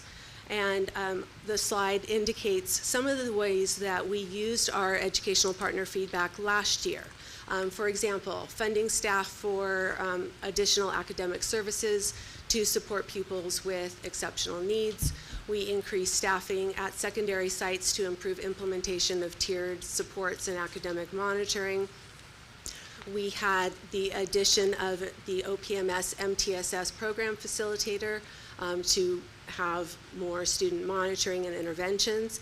And we also had the creation of a parent resource hub, which launched this year on our RUSD website. So with that, let's dive into our survey data from this year. Overall, we had about 300 fewer survey responses this year, but an increase in survey responses from our parents and our community members. And there was almost an even split between elementary and secondary students. So we will start with a celebration with our survey data. Overall, there has been an increase in perceptions of care and welcoming environments for students, which is a huge win, particularly as we work to improve attendance district-wide. We do know that when students feel welcome, they want to be in school. And so this is a huge a win overall. There is, for staff, a slight decrease from last year and something to pay attention and monitor. For trusting relationships, our perceptions have been really consistent over prior years with staff and parents. However, with this data, the same as welcoming environments, it's something to monitor. We know that our work with Studer shows a direct correlation between trust and engagement and well-being, and so trusting in relationships is really important to pay attention to. Overall, we have a celebration for student perception. Our secondary students' perception of feeling safe from physical harm at their school sites has increased 14% over this LCAP cycle. We're in the second year of this LCAP cycle, so that is a huge win. When we know that when we feel safe in an environment, we thrive academically and socially, and so that is a celebration by far. Another celebration goes to, and appreciation goes to our administrative services teammates. We have seen increases across all groups over the last year on how well schools are maintaining a clean campus.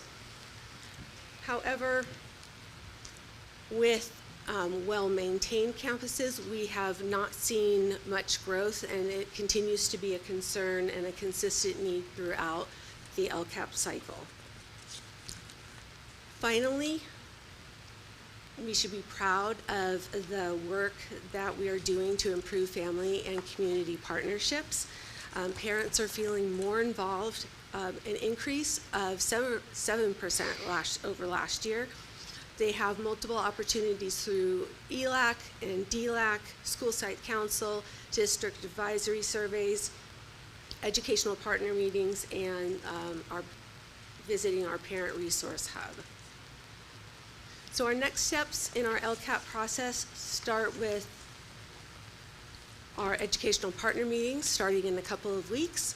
Then we have our LCAP community forum in which the draft of the LCAP gets to be reviewed, and then board presentation in June, so you get to review all of our recommendations for actions and services. Any questions? I have a question. You mentioned Studer. What guidance are you getting from Studer Education to help you through this process? Work with ALT this year has been focused on meeting with all of our teammates and getting to know what is working for them, what's not working for them, and getting to know, not from a 30,000-foot view, but really having those conversations about let's just sit down in just a really informal way to get to know what concerns you might have, what how to build appreciation and focus on relationships, knowing that our people come first. Mm-hmm. Thank you. Mm-hmm. Any other questions for staff? All right, thank you very much.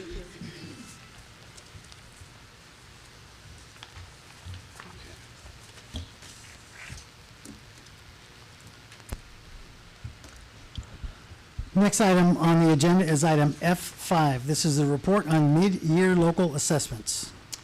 Governing Board, I'd like to welcome Robin Arend up to share about the RUSD local assessments to date this year. Thank you for coming and welcome. Good evening, everyone. Thank you for having me tonight. I am happy to be here with all of you, and I appreciate the time. We get to look at our RUSD local assessments. I think this is Mr. Dome's favorite presentation that I get to do in front of the board. And we're going to look at our mid-year assessments. please remember that this is just a snapshot in time regarding our progress in regards to just our local assessments, and then also what that might mean for our students who reclassify based on their performance in classes. We are screening all of our students in grades kindergarten through 3rd grade using a reading risk screener, and that is our DIBELS or dynamic indicator of basic early literacy skills. And as you can see from here, this is our progress by grade level from the fall or BOY beginning of the year to the middle of the year. At the beginning of the year, we assessed in September. Middle of the year, we assessed in January. And in grades K, 1, and 2, you can see that negative slant in regards to the red. So we are reducing the students in the red, or the students who are at significant risk of having reading difficulties. And we're really excited to see that. I think that's really contributed to the success has been attributed to the focus on foundational literacy skills and using UFly or Haggerty or those phonemic awareness skills in our early K1 and 2. I really appreciate all of our intervention teachers at the school sites. They have been leaders in helping all of our classrooms really implement these foundational literacy skills or these phonics skills with fidelity and to do it well, and it really is making an impact. Next, you're going to see our progress over time. So we really started to focus on these phonics skills and with UFly and Haggerty and SIPs in our school. Probably about 4 years ago is when we really started to see that implementation with fidelity across all schools. And so over the years, you can see that we have increased our successes with reading or reduced the percent of students who are reading with risk factors. All right. That is one assessment that we use, but no student is ever, their progress should ever be measured in one dipstick or in one measure. So we take multiple measures for our students. And this is our measures of academic progress or reading growth map test. This is a measure not from fall to winter, but from winter to winter. So this is a full year's worth of growth. And so these students that are measured here are not in any one teacher's grade level. And so what you'll see here is over time, and the colors indicate same cohorts. So if you'll see starting in 1st grade, it's with yellow in 2021. You're going to see their percent of progress over the years as they move through the grades. So the colors indicate same student cohort. And then, of course, the grade levels that move across for their progress. We are really excited to take a look at that 1st grade score with 67% of students meeting growth targets based on the normed referenced assessment or the MAP test. And again, that has a lot to do with a real intentional focus on foundational reading skills and phonics. We also want to celebrate the idea that, that the students are reading higher and higher level texts. So the texts are getting more and more complicated as they go across, and so this right here is the percent of students meeting growth from year over year by cohort.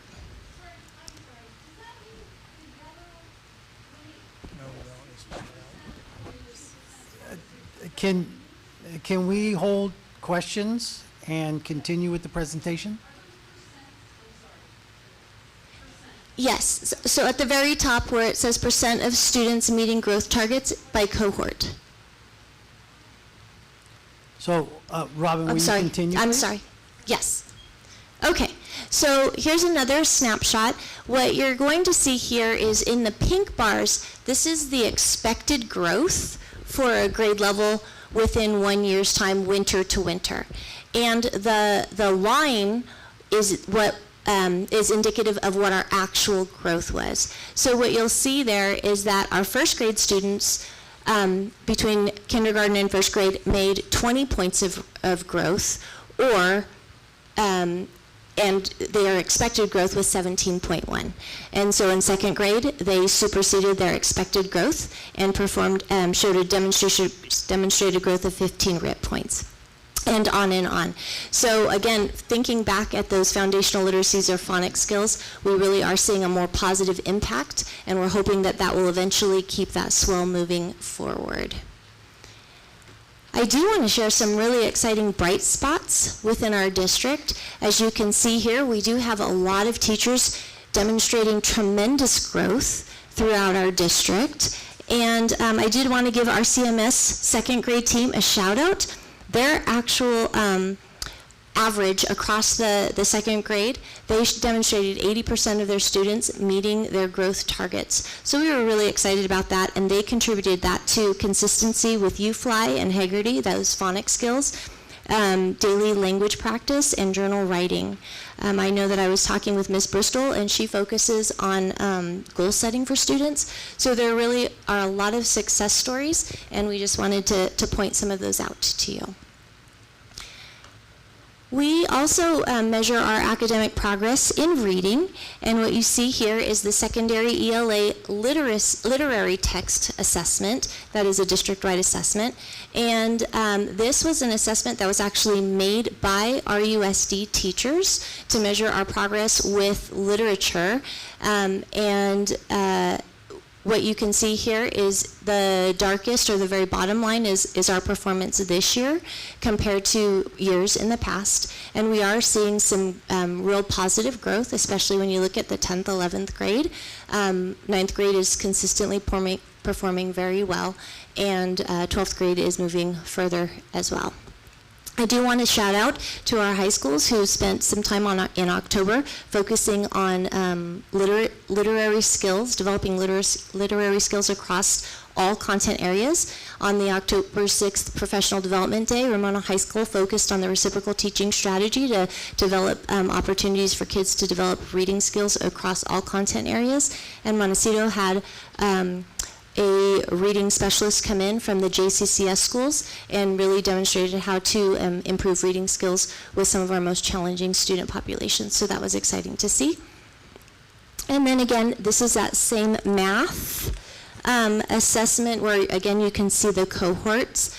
And first grade is one of our stronger performances as well. But I'd also like to give 9th grade a shout out for this. So that teal green, they start on this map 2021 if you start in 4th grade, and then you go down. You're going to see that in 2025-26, for winter to winter, we see 60% of our students meeting those growth targets. And I think that's attributed to the Ramona High School's focus on improving student math experiences. They're providing intervention support for those 9th graders, and they're really pulling those kids in for Flexi. So really excited to see that growth there. Here you're going to see that same type of graph where the bar is the expected growth for the students at that grade level based on the normed reference test, and then the numbers or the line indicate our average mean growth for our district. And again, that first grade and that 9th grade are definite highlights or peaks. We're excited to see that. We also want to shout out our math teachers who are really moving that needle and demonstrating tremendous growth. Super excited to shout out the Hanson first grade team, as their collective growth percentile was 81%, the highest of any district team. So super excited about that first grade team, and they attribute their success to Fidelity with the new iReady program that homeroom teachers are providing. They also do story problems regularly based on the research of CGI, and they're using their curriculum with Fidelity and really using the pacing guide to make sure that they're hitting all of the standards. One of the biggest celebrations that we have in the year, in my opinion, is when our English learner students can reclassify and demonstrate their proficiency in English. That's a hard thing to do because they're performing at academic grade level standards, and they've had to do this in English when English is not necessarily their first language. This year we reclassified 56 students, 9.7% of our students are reclassified in our district, and especially at the younger levels, but regularly our reclassified students are one of our higher performing student groups. So we're really excited to see that. And to the board members, 3 board members that were able to be there, I know all of you wanted to be there and we understand that you couldn't, but our families really appreciated that you were there. They felt so special that you were, it made the celebration more important because you were there, because you shook hands with them, so thank you for that. Parents were very appreciative of your presence. So we know our impact: explicit phonics instruction and First Best Tier 1 reading instruction makes a difference. We also know that integrated Math 1 support is making a difference for our first year 9th grade high school students. And when we focus on integrated and designated ELD, our English learners improve and reclassify. Questions, comments, or wonders? Any questions for staff? Just a thank you. I just want to thank you for implementing the things that we talked about last time. We can clearly see the growth, and I think that is pretty important. So not everybody is in the same place, right? So we can see that students that may be on the lower part of the spectrum are showing improvement, and that's what we want to see. So thank you for providing that. I think that's says a lot about our teachers. All right, thank you very much.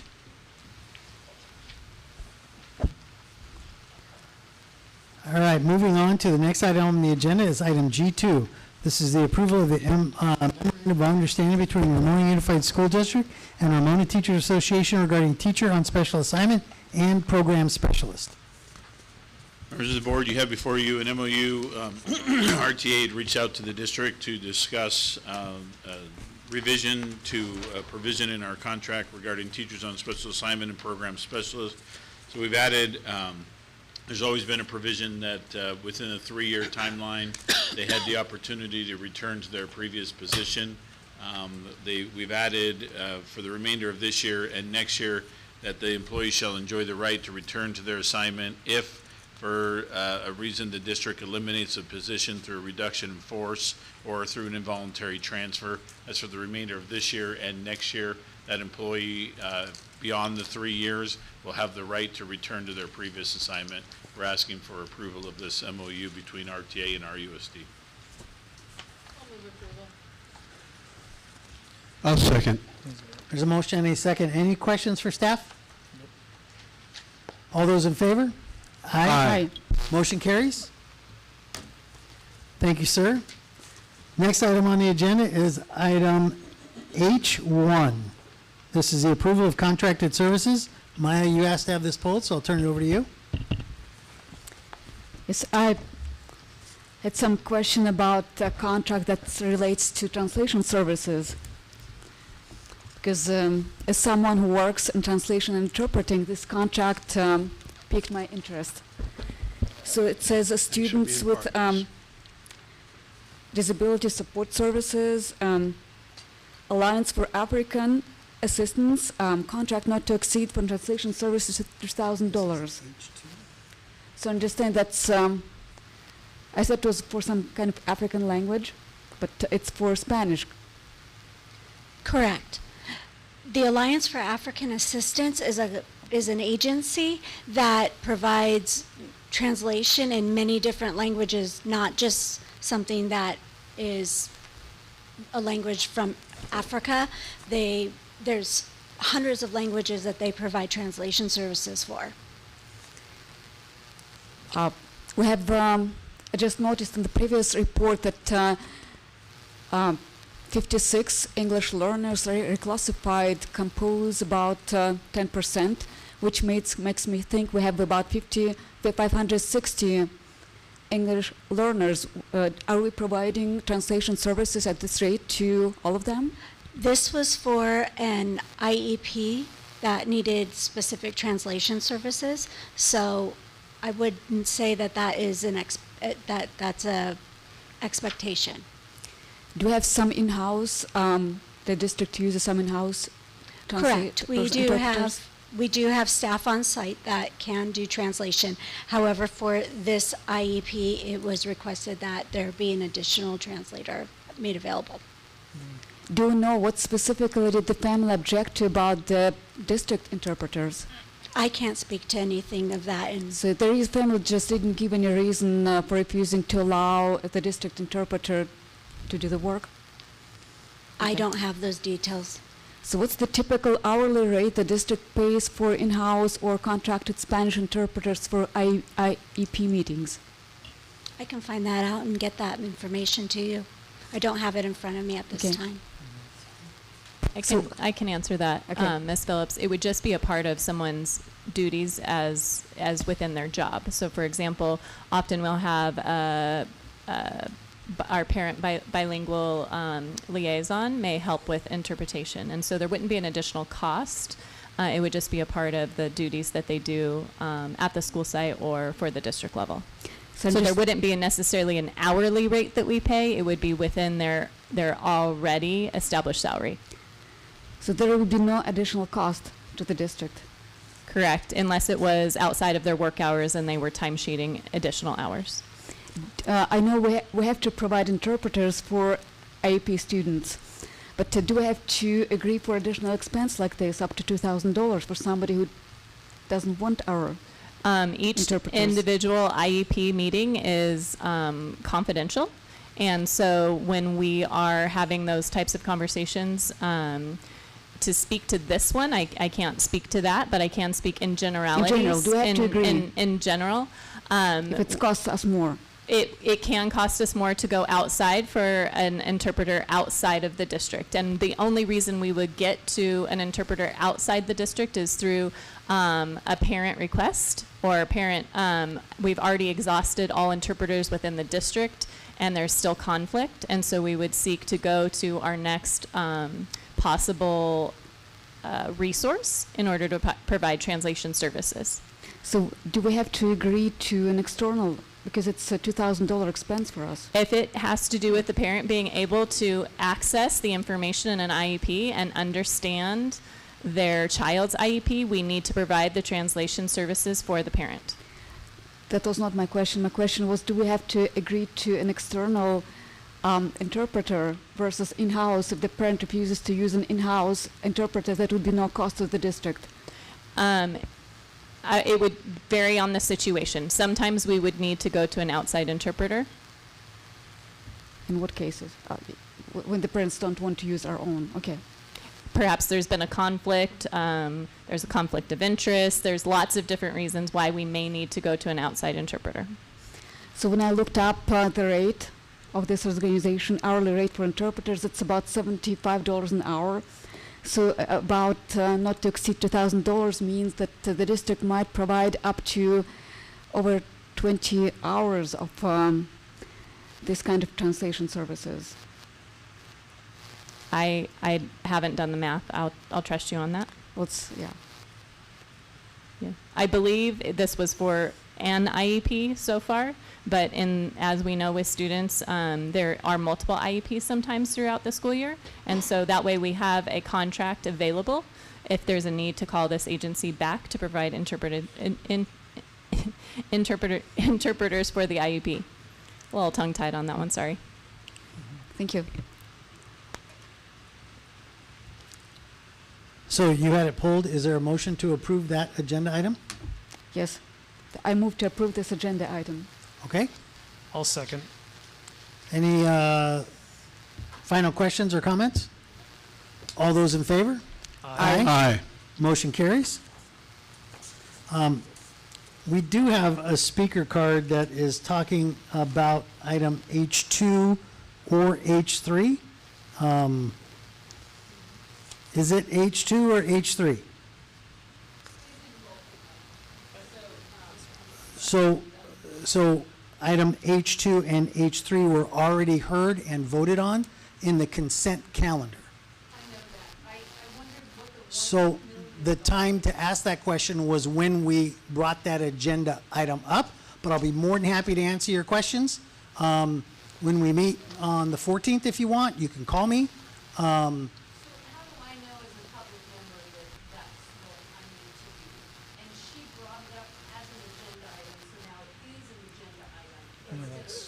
That's H1. This is H1. Yeah, and I'll be more than happy to explain it to you, but consent are items of routine matter. That's when we need to have those speakers. And if you have questions, I'll be more than happy to answer them, just not during this meeting. Yeah, I will ask a financial person. Perfect. All right. The next item on the agenda is item H6. This is a presentation and the approval of the second interim report on the budget.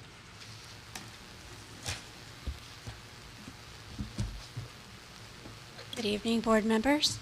It's my pleasure or privilege to present to you this evening the 25-26 second interim report. I'm getting the clicker. Give me just a moment. Thank you.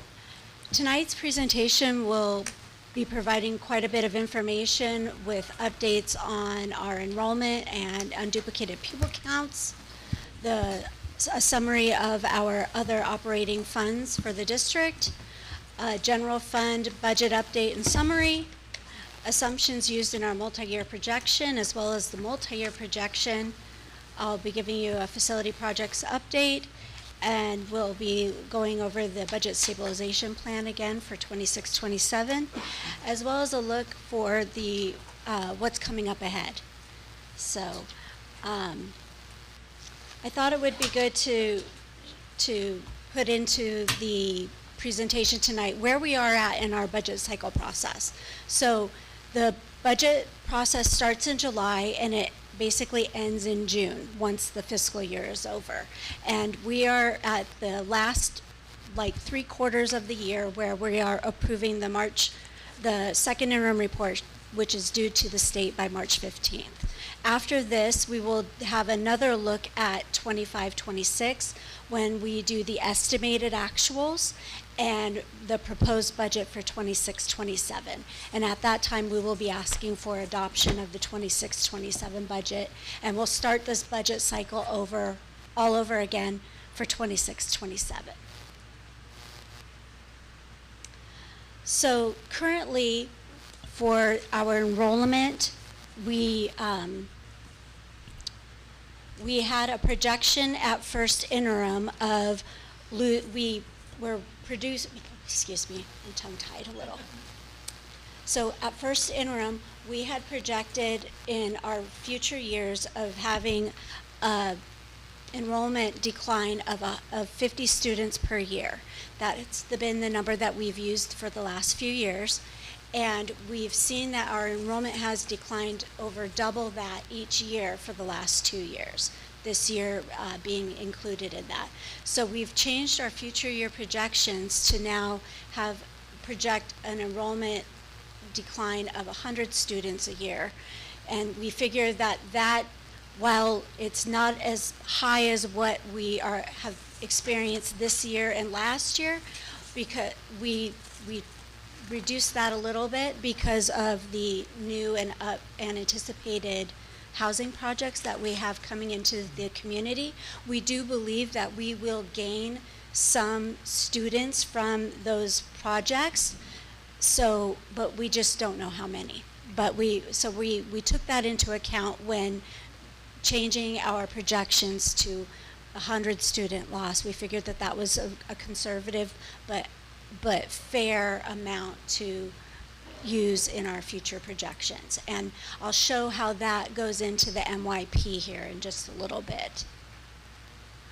With regards to the unduplicated pupil count rate, I did want to highlight a correction. So at first interim for the amount for 25-26, I had reported it as being 2,898 students.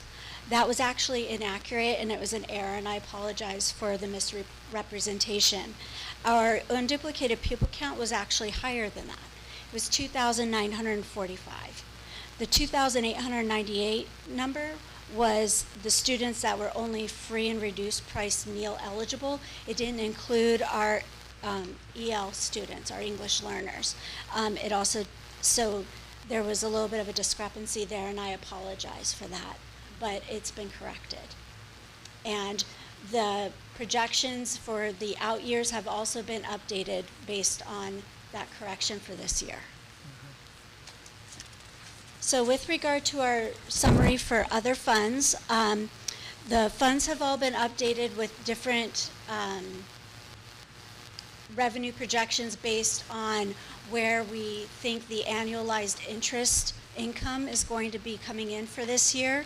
So each fund, with the exception of Fund 8 and Fund 11, have had their revenues updated based on what we feel that the anticipated interest will be coming in. But I wanted to highlight in particular Fund 13. We've updated expenditures based on usage and a purchase of a vehicle for the child nutrition program and the increased spending and cost of food increasing. The revenue amounts were pretty much kept the same. It looks like we're on track to bring in the revenues that we are estimating, with the exception of the interest, as I had spoken to before. And in particular, I wanted to call your attention to Fund 25. We've had increased revenues due to developer fees and projects in town. So we have brought the revenue up from about 250,000 to 613 based on current year-to-date receipts of revenue. That's quite a bit higher, and what we are going to be doing is using that to help offset some of the general funds pressure with regards to the COP payment, and that will be taking place in the next fiscal year. So once we see and have closed this fiscal year, we will now know what is fully in Fund 25, and we will use those funds to help offset the some of the cost of the certificate of participation payment every year, and that'll be spent in arrears to help provide some relief to the general fund as those funds, those revenue receipts are kind of volatile and unpredictable, just based on what kind of projects and developments are happening in town. We think it's fiscally prudent to spend those a year in arrears, basically, and help with that offset up to the debt service. So I have a quick question. Yes. Forgive me. No problem. I want to make sure that I understand those are one-time funds, correct? Correct. Okay. As a project is happening and going through the permitting process and breaking ground, that's when we receive those fees. Or if there's, for instance, a housing remodel and they are adding square footage onto their home, once it's over a certain amount of square feet, it's subject to developer fees. Okay. And my next question is, are there restrictions on how we spend those funds? Absolutely. They are highly restrictive, and they have to be used on growth in the district, facility growth, when your district is growing in enrollment, or they can be used to offset debt service, and that's what we would be using these funds for, is to offset our debt service, which is our certificates of participation. So we couldn't use those for salaries even if we wanted to. Is that my Absolutely understanding? not. They are highly Okay. restricted and not available for use to offset salary and benefit costs. Thank you. You're very welcome. So moving forward, I wanted to highlight the key budget changes that have happened with regards to the general fund since first interim, which was presented in December. I wanted to call your attention to number 2 in particular. That is the LCFF, UPP, and ADA adjustments. So once we have P1 attendance, we then look at what our average daily attendance is looking like, and once we also have our unduplicated pupil count finalized, we then do an LCFF calculator update, and we have an increase of $166,000 that was recognized. In addition to that, we've had to increase the contribution to special education of about almost close to $1 million based on increased costs in the program. That's a lot of required one-on-one aids, RBTs that are that have had to be hired to assist and support requirements in IEPs. In addition to that, on number 5, we had to do a correction to our Learning Recovery Emergency Block Grant revenue. So what the state had restored paying back to districts what they had taken away, but what they had taken away a couple years ago. But what they did is they parsed it out basically in thirds, and they gave us a third of that of what they had taken back this year. But when we initially adopted the budget, we had budgeted for the entire amount to come back. So unfortunately, we had to do a budget correction in this current year to account for that, because those funds aren't going to be available to us this year because they're not going to come in. However, we believe they will be all coming in, the remaining 2/3 will be coming in next year based on what was put out in the governor's budget proposal in January. We're hoping that they aren't parsing it out another third next year and then another third the final year, 27-28, when the block grant is expected to expire. However, we will be, this is accounted for in our multi-year projection in year 26-27. Do those payments get adjusted for inflation if they do spread them out? Unfortunately, no. So the dollars that we were owed before are worth less than. Of course. Correct. Yeah, Yeah, That's a we good don't question. get the interest back. Right. So we've had an overall revenue decrease of about $501,000 to the unrestricted general fund. And as for expenditures, a lot of the expenditures kind of go along those lines. We did reduce the facility budgets for the current year of $800,000. That's line 9. We did that because those projects aren't going to be coming into fruition. They're not going to start by the end of this fiscal year. So we reduced that budget, and they are in our multi-year projection. We've had adjustments to salary budgets. That's a combination of vacancies as well as that expenditure shift from the Learning Recovery Emergency Block Grant. So instead of those expenditures happening in the restricted general fund, they're coming back to the unrestricted general fund and offsetting some of the savings that we are anticipating and recouping from vacant positions. We've also had to do an increase to the water budget based on rate increases and consumption estimates. We've had to increase the expenditure budget by $92,000 for this year. And lines 12 and 13, those are indicative of those expenditure increase from special education and the expenditure shift from the Learning Recovery Block Grant, as I had spoken to before. Is there any questions on any of this? Okay. So moving along, those changes to the budget then produce this overall summary of the unrestricted and restricted general fund for 25-26. So we have our total revenues in the unrestricted side of $53 million. We have our expenditures in the unrestricted side of $58 million. So we are deficit spending by close to $5 million. And on the restricted side, we also are experiencing a spending deficit of about $2 million, as our expenditures total $35 million and our revenues of $33. So overall, with regard to the unrestricted general fund and the restricted general fund, we will have an ending fund balance of about almost $18 million combined. $7 million of that will be restricted for our restricted programs as they carry over into future years.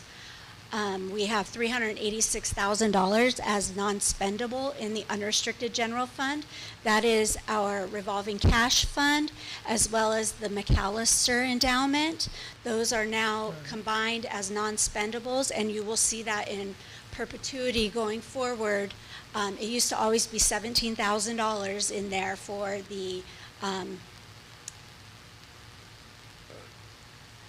for the revolving cash fund, sorry.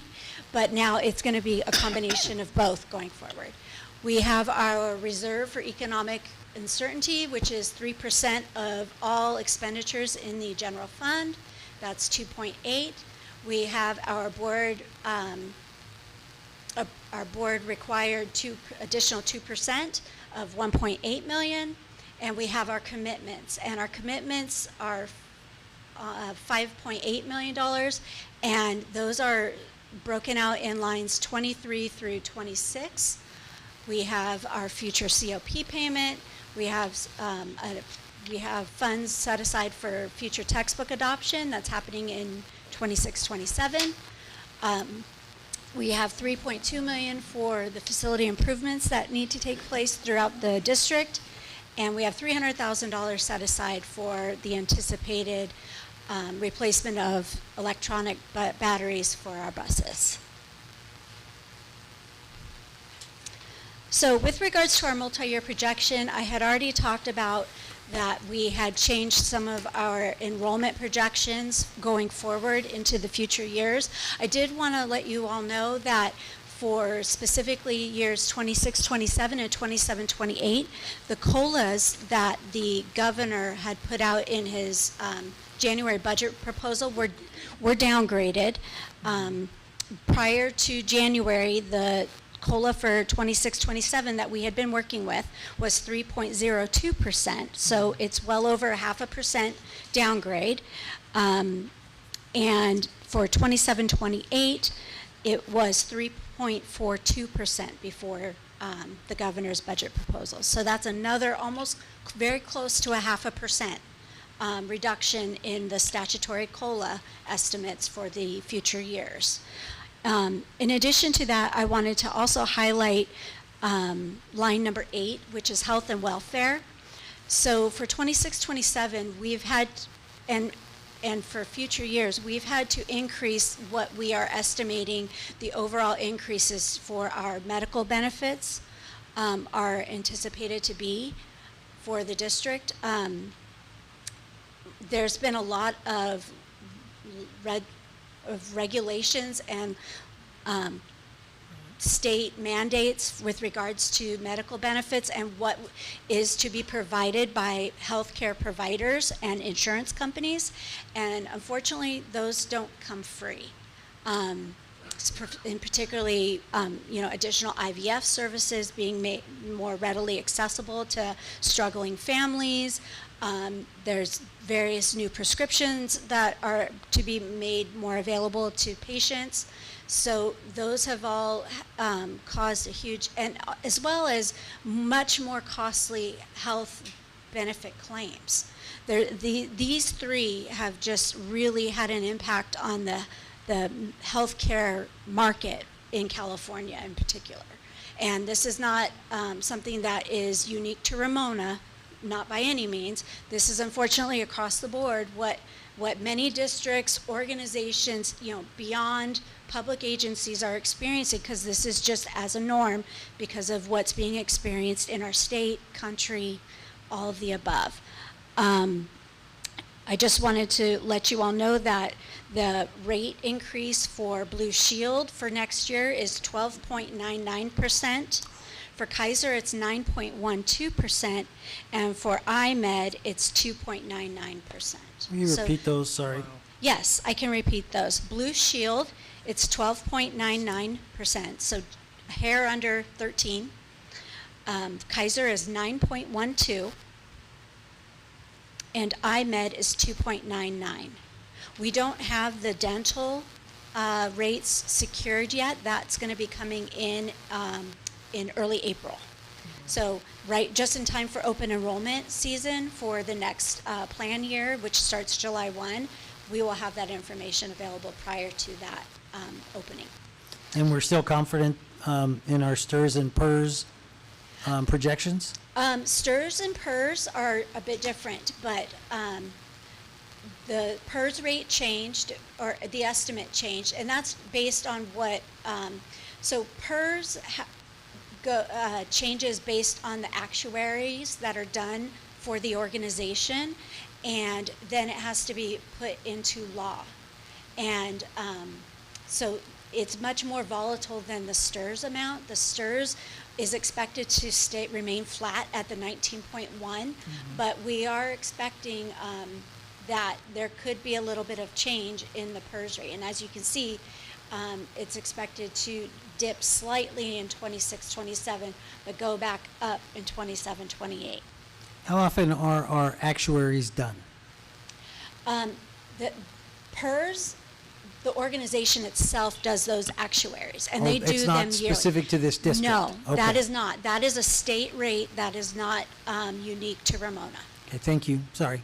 No, no problem. Can you Happy. remind me what the acronym is, what STRS and PERS Yes. those stand for? PERS is public, well, it's CalPERS, and it's California Public Employee Retirement System. And then it's CalSTRS, and that's the state teacher retirement system.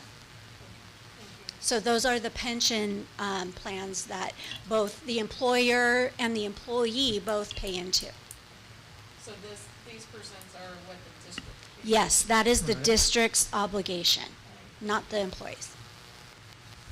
So taking all of this information into regards, we've now put this information into our new revised MYP for second interim. So for 26-27, we are anticipating revenues of about 84 million. That is a decline from the current year. We are expecting our expenditures to also increase. However, we have anticipated budget reductions that we are making. So we are expecting to end our fund balance next year with $11.8 million. We're still going to be deficit spending in 26-27. We have reserves as well that will be affected by the changes in the revenues and expenditures. And we are anticipating to end 26-27 with the board required 5%. And we are also anticipating doing that in 27-28 as well with transfer in from Fund 17. You can see that on line 3, as well as additional budget reductions of $4.3 million in 27-28. And that is just getting us to the 5%. And as you can see, oh, I'm sorry. No, I was just going to say my concern is that, as we learned, Prop 98 is not being fully funded. That is correct. So they're hanging on to the money and they're going to trickle it back in, but there's no guarantee how they do that. There's no guarantee of how or when. Right, that's the problem. And so we have to pretty much plan for this deficit, because when the money does come back, who knows when it's going to happen. We don't know when that will happen. Yeah. And, and that's mainly for the prior fiscal year where they underfunded our Prop 98 across the state. That's what Member Dome is referring to. They underfunded Prop 98 thinking that revenues wouldn't possibly come in where they had anticipated, and so there is at some point going to be a true up. We just aren't exactly sure when or how much. Who they underfunded? Excuse me? Who? You said they. The Who? state. Okay.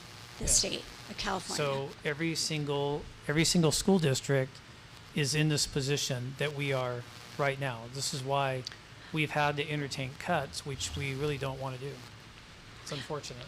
There's that as well. That's a part of it, but Right. but we are having to we have that issue as well as our declining enrollment. That is our biggest issue at this time, is the fact that we are declining in enrollment, and because of that, we aren't COLAs aren't being actualized. Right. Because we're losing more students than what year over year. So we have a decline in revenue, and therefore we have to have a decline in expenses in order to remain fiscally solvent. And that's a statewide problem. Even Poway Yes. has declining enrollment now. It's very much a problem in a lot of areas in most of the state. Not all of the state. There's some areas you know, lucky them, they are experiencing growth, and I'm really happy for them. But unfortunately, this is a systemic problem throughout much of the state. So we're losing about 100 students. Decline. Okay. Tori, I believe you said, correct me if I'm wrong, that our gross income was 84 million this year. Was that the correct number? We're looking at anticipated revenues for 26-27 of 84 million. All right. And you said that was less than the previous year. How much less is it? I want to say about 1.5 million, maybe a little bit more than that. Just doing eyeball math up on the board. But Okay. that's just basically taking the amounts in line in row 2 on the multi-year projection slide, that's slide 11. Yes. And looking at line 2 and year 26-27 versus 25-26. Thank you. You're welcome. So I'm just wondering how much are we losing due to declining enrollment a year? So you said we're losing about 100 students projected a year. So it's how much per student is allocated? $1,000, 14,000, 18,000? Roughly, Times 100? LCFF runs between $9,000 and about $10,000 a student. So about $900,000 to $1 million we're losing due to declining enrollment of an average 100 students per year or Yes, so. but we've actually lost much more than 100 students in the last 2 years. We've actually, this year, we've A year? lost 130 something, Wow. and the year before, it was about 150. So, yes. So but- up to maybe $1.5 million. Mhm. That's correct.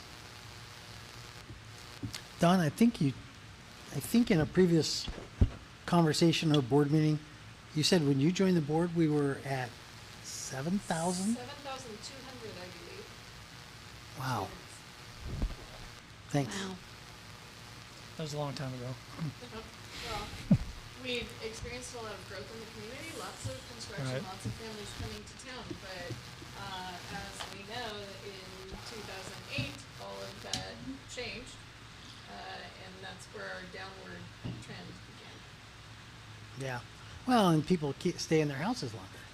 Well, as we know from working with demographers, it is people leaving the state, but in our community in particular, we were one of the districts that was a little bit, unfortunately, ahead in dealing with declining enrollment, and the neighboring districts where I network always looked at me in a puzzled way, like, what do you mean declining enrollment? Well, we have an aging population. Many of us have lived in our homes a long time.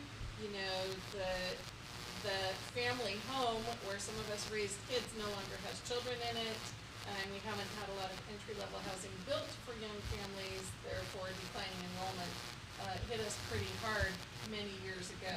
Now our neighboring districts are experiencing that for different reasons, but our population of our town hasn't necessarily declined, but the age of our population has gone up significantly. Yeah. Because even though people are leaving the state still, all those houses are not empty. Somebody is living in them, just different demographics. Yes, fewer families with young children. And it's our hope that some of these newer developments, like the Lennar project and possibly the Elliott Pond project that seems to be gaining momentum, perhaps those will be more starter family homes and will hopefully bring younger families to the community again. That's the hope. Yeah, it's crazy that a starter family home costs as much as they do. It's crazy. It's How does a new family trying to buy a house afford that? Not only that, Yeah. but that's why our demographics have changed, right? Older people staying in bigger homes because it's cheaper than downsizing. Right? Which is crazy. Yes. It's true. Okay. Sorry. No, you're fine. Okay, so moving forward, with regards to facility projects updating, we still have some projects that we are anticipating to do this year. However, we've had to defer some of the projects to 26-27, specifically the DO roof replacement. There's still work being done on that. However, the cost of that project is looking to increase significantly as we've been prepping drawings and looking at the roof itself. There has been determination that there's a lot of flashings and curbs. Sorry, that was really loud. Flashings and curbs for the HVAC systems on these two buildings need to be replaced and updated, and that has added significantly to the cost of the project. That needs to happen just because they aren't functioning well as they are, because they were built for, it was set up for structures that were shaped and sized differently some 30, 40 years ago, the last time there was a roof done on this building. So there's that. There's also changes. There's new regulations that have come out with the Division of the State Architect, DSA, where we are now having to look at, even though we're looking to do the roof, we also have to look at path of travel and accessibility in a lot of areas within our buildings and bring those up to code at the same time. This is kind of what handicaps other projects because when you go to DSA, for one thing, you then not only you're not wanting to do just that project, they're making you also change things to bring things into compliance in other areas as well, and you have to do that at the same time. So what you mean is maybe, I'm just guessing because we have not talked about this, but in order to replace our roof, we might also need to do something with sidewalks, parking lots. Correct. Ramps, restrooms. because we want to fix the roof. Yes, correct. Otherwise, we can't fix the roof without that. Correct. Yep. And every one of those projects, correct me if I'm wrong, don't we have to pay prevailing wage Correct. for every single one of those projects? Correct. Yes.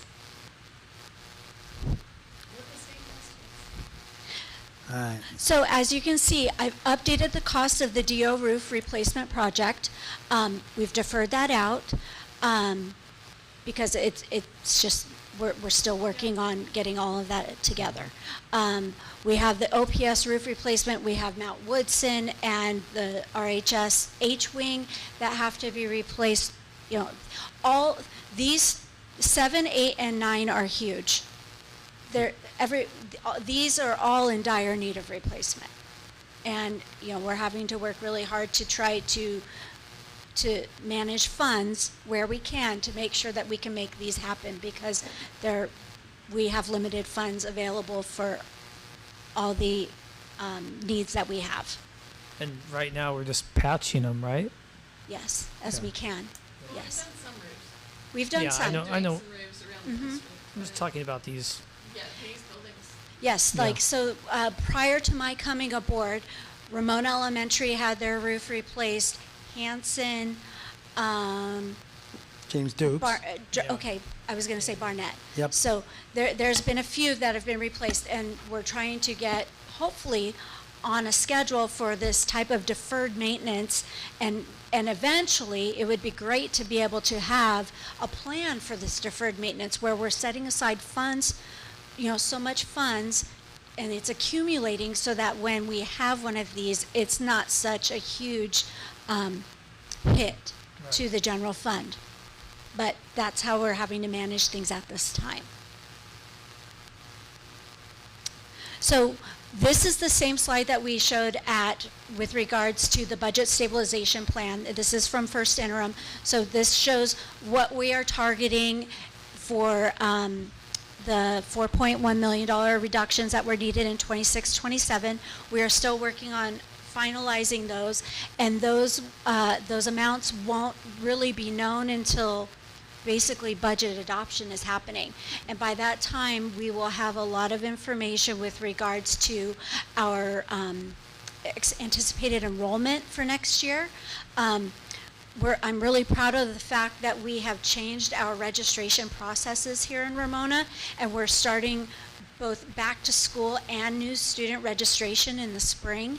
That's really going to help us be able to plan accordingly based on having information ahead of time, rather than trying to plan and develop a budget and then finding out how many students are anticipating to return after the fact in July. So this is a really big monumental shift, both for operations here in the district as well as for the community as well, to provide us with the information of, are you anticipating coming back next year, so that we can plan accordingly. So we have that information that's coming up here soon. That'll be incorporated into the budget that's developed for 26-27, and that information will be shared with you all in June. So the road ahead, as I stated before, we're back to school and new student registration begins April 15th. The governor releases his May revise on or near May 14th. We'll be utilizing that information to make any changes that we need to for the budget that will pretty much be almost completely developed for 26-27 by that time. We are hoping to have more information about the Prop 98 true-up, as well as any other changes that they have make to what the governor put out for his budget proposal in January. And the budget presentation for the 26-27 budget is scheduled for June 11th. So, are there any other questions? All right, before we have questions for staff, we have a speaker. Sorry, I'll let you pull it up. Kim Newcomer.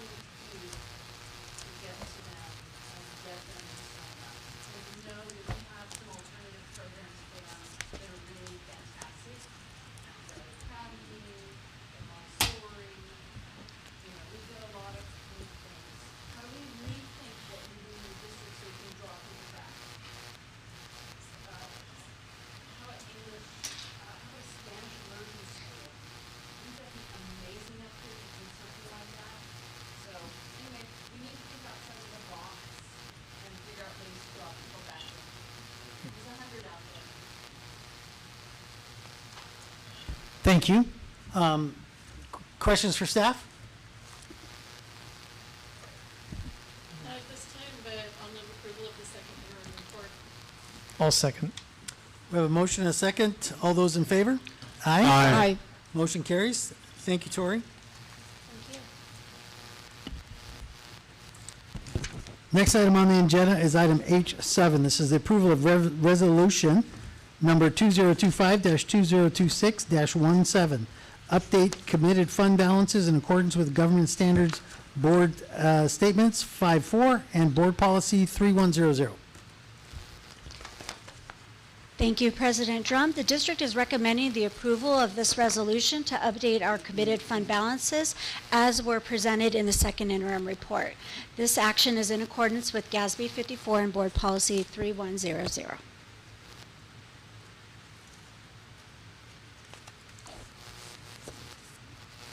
I'll move approval of this resolution. I'll second. Questions for staff? All those in favor? Aye. Aye. Motion carries.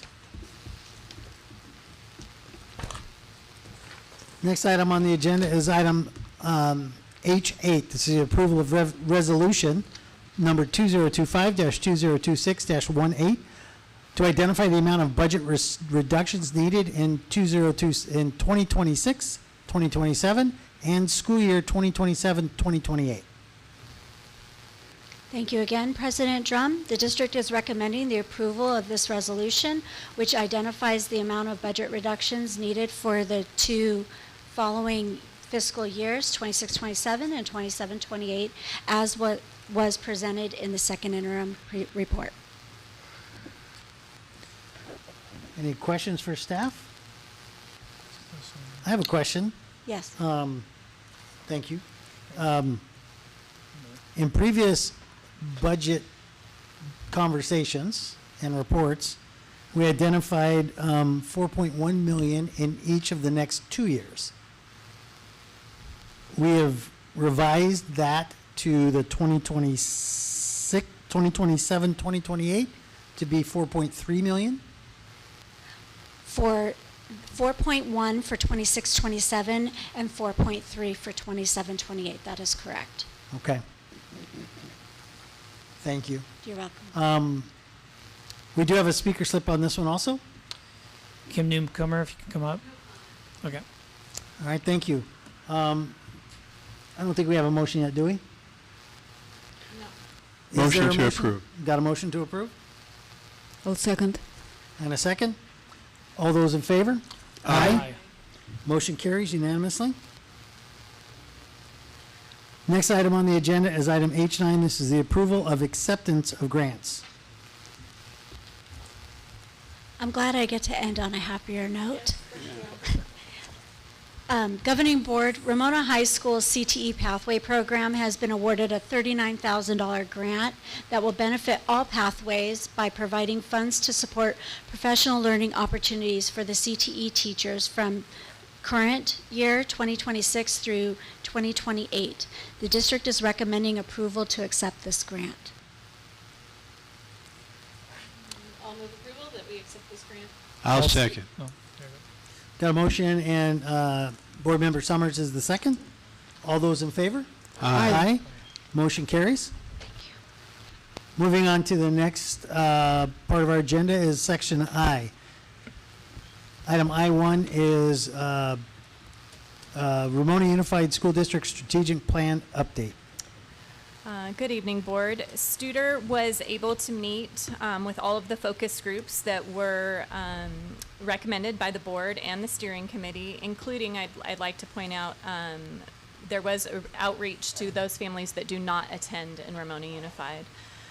Yesterday, that Steering Committee was looking over a draft plan, and they each provided feedback on the priorities for the district, and committee members worked in groups around each priority to begin developing a new draft based on the feedback from those committee members.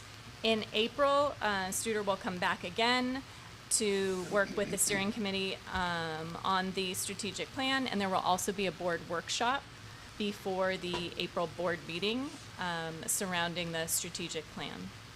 And that is it for the Studer strategic plan update. Any questions? I have a question. Sure. Remind me where the funds to pay for Studer came from, please? Sure. It came from restricted learning recovery block grant money that it cannot be used for ongoing expenses. It can only be used for systems improvement and improving student outcomes. So it's not general fund. It's not on the unrestricted side of the budget. It's on the restricted side of the budget. Okay. One-time money that has to be spent by a certain time. So, has to be spent by a certain time? Correct. Okay. Thank you. That was an information item. Are there any other questions for staff? Looks like, It's too late. You already did it. It's public comment. public comment? Yeah. Thanks. Next item on the agenda. Any questions for this? It's information only. Any questions for staff? Not at this time, thank you. Next item is letter I, number 2. This is the superintendent's report. Well, before sharing a few highlights from across the district, I just wanted to take a minute to express gratitude for the board, my cabinet colleagues, and just the entire education services team over the past several weeks while serving interim superintendent. Like you all, I really care deeply about the people who we serve and the students in this district and their families. And it was important to me that we continue moving forward with focus, stability, and support for our staff and students. I'm grateful for that collaboration and encouragement.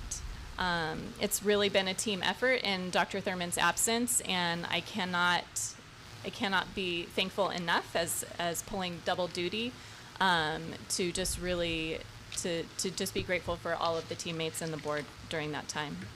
Since our last meeting, there's been a lot of exciting moments across the district that are worth celebrating. A few highlights for tonight. There was an outstanding WASC report from Montecito High School. The visiting team's feedback reflected the tremendous work happening on that campus. Preparing for a WASC visit requires an incredible amount of time, reflection, and teamwork, and the results are a testament to the leadership of Dr. Candy and the entire Montecito staff. Their commitment to continuous improvement and to serving students well was clearly recognized. Over the past month, I've also had the opportunity to participate in several site visits, learning walks across our schools. Those moments are always energizing. Classrooms throughout the district, we saw passionate teachers and engaged students.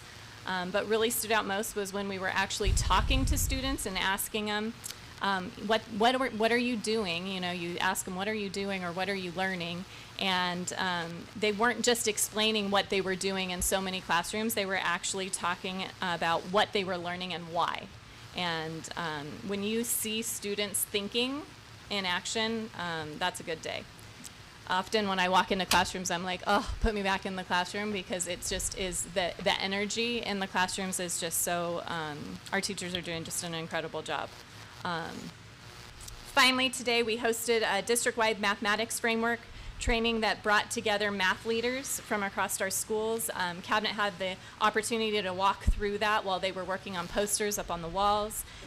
It was a purposeful session, and where, in fact, I was reading the feedback from all of the teachers from the day, and the feedback was also just phenomenal. And I think one of the words that was most frequently used was optimistic about our math program moving forward. This is an effort to develop teacher leaders who will help guide math instruction across the district and help guide our math pilot and eventual adoption process that we will begin in the next school year. It was truly extremely engaging, so engaging as you were walking behind each of the groups of teachers. It was like, oh, I didn't even realize that you guys were there, and you know that they're really digging into the work when that's their response. As always, I'm super grateful for this opportunity to serve this community and just the dedication to all of our staff, especially at this time. It is a heavy time, it is a hard time, and our teachers and our staff are showing up every single day for our students and for our families, and I'm just super grateful for that. Thank you. Thank you. Next item on the agenda is item I3. We'll go with board member reports. Why don't we start at the end of the table? Mr. Summers? This sentiment has already been expressed by the president and the rest of us as well. Leslie came in to be the interim superintendent, and everything started to go wrong. Many significant, serious issues arose that she had to deal with. And she gives credit to her cabinet and the board for helping her through it. But from my position, I'm seeing an outstanding effort, experience, knowledge, intelligence on her part that is getting this district through these really difficult times. And I just feel that needs to be said. I agree with you. Well said. Yeah.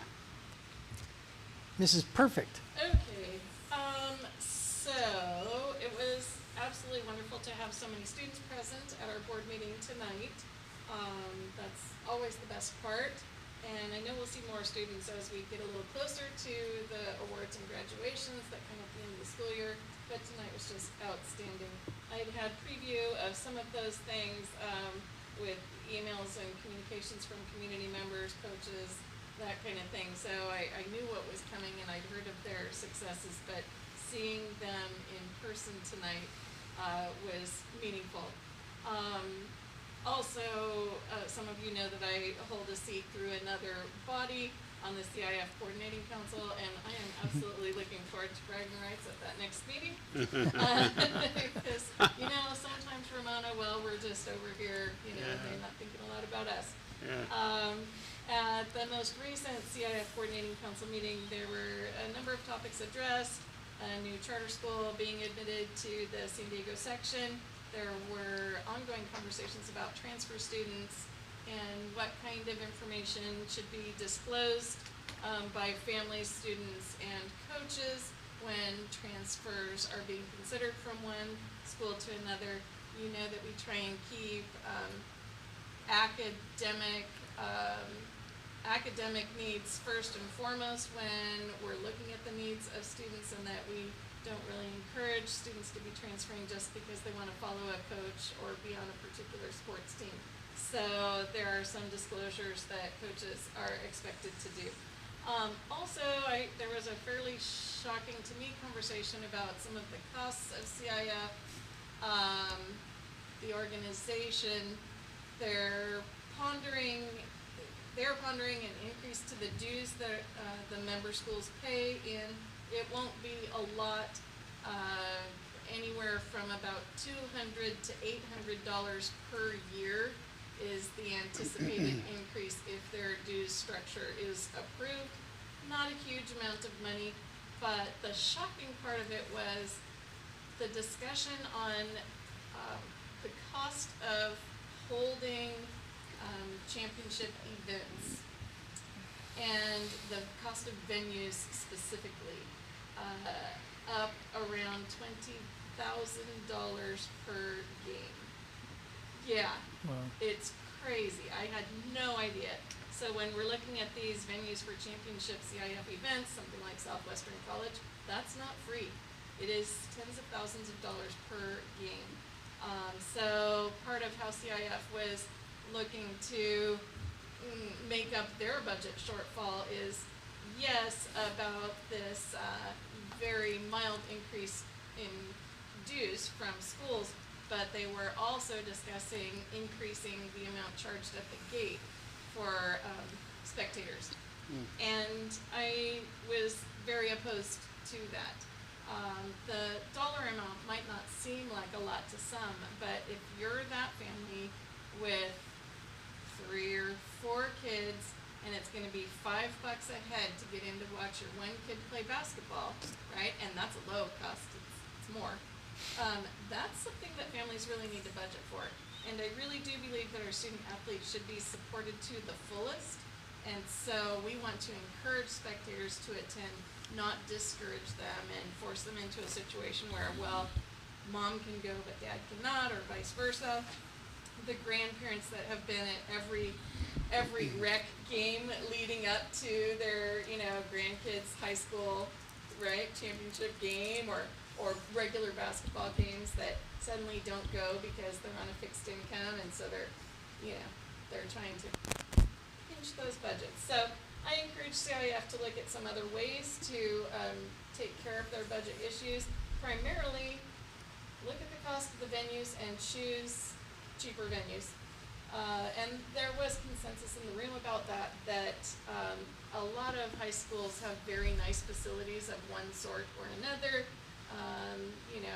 for a variety of reasons, and that those should be looked at for some of these CIF functions to try and bring that cost down.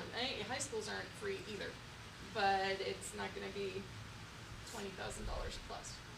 So that's my CIF report. Strategic plan with Studer, as you know, I've been involved with that committee that has now met twice, and I did hear the comment card tonight about the families that are not a part of our school district currently, and that was one of my requests at our first meeting with that steering committee, is that there be specific outreach to families in our community that are not currently using district services, and finding out where it is that we're not meeting their needs, and if we could meet their needs, or if we do have something for them already and they just didn't know. But find out what those families are really looking for, and see if there's a way that we can meet those needs. And then we did have a variety of comment cards tonight, focused on a couple of topics, and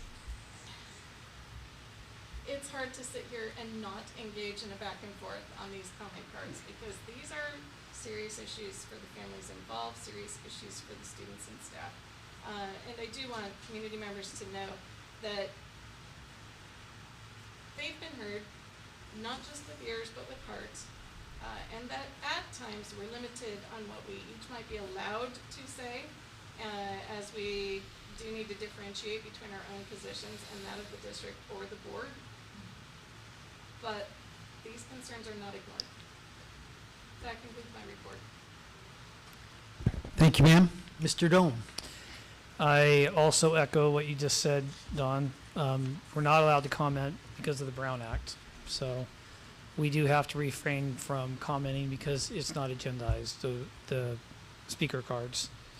I wanted to thank the board for understanding why I was out. I had heart surgery. It's something that was unavoidable. It turns out that I have a genetic issue, and it's not solved, and I'm going to be going back into surgery. I'll coordinate with you, Leslie, when that is. So it's not, so it's not disruptive at all. And then I had a chance, since last time I was here, I had a chance to go to the CTE meeting. It was really wonderful to hear all the programs talk about their pathways and what they've been doing since August, and actually even during the summer. So some of the stuff we've heard here, but a lot of things have changed in a lot of the programs. I had a chance to sit on the engineering advisory, and hopefully I was helpful, and I provided, along with 3 other community members that are professionals that were there too, some guidance for the instructor. And then at the same time, I am aware of other grants, and so I let them know, let them be aware of those, and offered my support in helping them to fill them out. That could provide a lot of money continually, on a continual basis. I also had a talk with Studer. I didn't have my normal discussion. One of the head people called me, and I addressed several concerns and then how to make them better. And so I want you to know, as a result of that, they are, if you haven't already heard, they're offering services, additional services for free of charge that we do not have to pay for, which I think is going to be a great support for not only our teachers, but our entire staff. So I'm grateful for that they've extended that, and an additional staff member on their end to implement and make that even better. So that's my report. Thank you, sir. Mrs. Phillips? On Monday, the Supreme Court blocked California's law that prohibited public schools from informing parents about their child's gender transition at school without the child's consent. This is a big win for parents, and it's also ending the legal barriers and threats that have constrained districts for the past 3 years. Everyone has been closely watching the court battles and waiting to see how it would all play out, and now we have an answer. In light of Monday's Supreme Court decision, I will be making a formal request at the next board meeting, and possibly sooner, in writing, to either place a parental notification policy on the agenda or revisit an existing policy where we can make changes related to parental notification. Like, for example, we added an opt-out provision for parents in our existing policy on instructional materials. I will review whether the 2023 model policy remains viable or requires modifications. Also, based on that review, I intend to draft a parental notification policy within the next month or 2 for board consideration. And a little background: I first proposed adopting such policy back in August 2023, 2.5 years ago, shortly after Chino Valley, Murrieta, and Temecula adopted similar policies based on a widely circulated model. At that time, I emailed their policies and my proposal to the superintendent and board president, Don, at the time, along with the publicly available legal opinion memorandum from the National Center for Law and Policy, which concluded that the model policy was constitutional. However, at the time, the state of California sued and publicly denounced the early adopters, creating a chilling effect statewide. Based on the news reports, the risks and threats of litigation were real. leading many districts to pause consideration of parental notification policies. But now the path is clear. Another issue I had in my mind, at our January board meeting, I asked whether our superintendent, Dr. Thurman, is receiving full compensation during his extended medical leave, currently estimated at 6 to 10 weeks. While personnel matters involving most employees may be confidential, that confidentiality does not apply to the superintendent or assistant superintendents. Under the Brown Act and Government Code Section 53262, their employment contracts and compensation are public records approved in open session. Dr. Thurman's contract is posted on the district's website, and its salary, benefits, and leave provisions are subject to public discussion. With that in mind, I respectfully request clear answers to the following questions in writing. First, is Dr. Thurman receiving full compensation during his extended medical leave? And second, if not, how is his compensation being structured during this period? For example, through the use of sick leave, vacation days, personal necessity leave, or unpaid leave. To be clear, I'm not seeking any private medical information.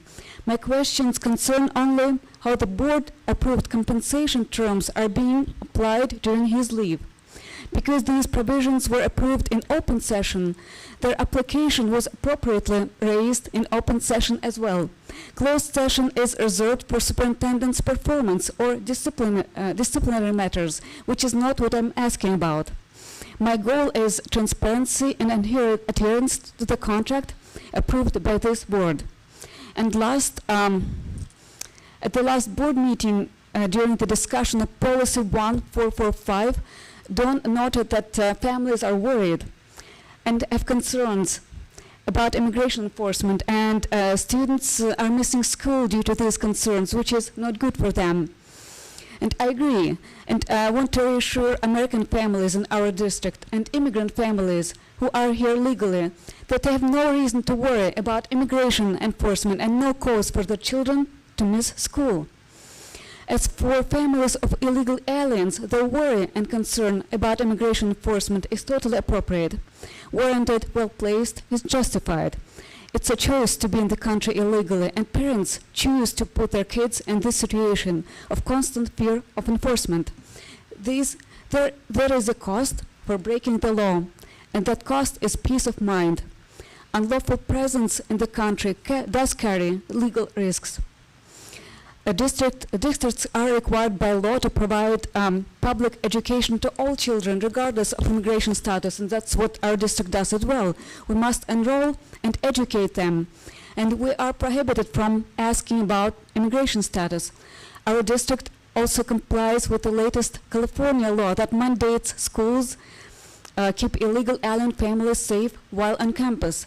But at any moment, if family leaves school to go home or leaves home to go to school, it is possible that they can be picked up by immigration law enforcement and deported. It can happen at any time and without warning, which makes their fear normal, and it's self-inflicted. From a practical perspective, the more illegal aliens with children are deported from Ramona, the better the student-to-teacher ratio, and the better the quality of education for our American and legal immigrant children. Better or lower student-to-teacher ratios are also what teacher unions advocate for.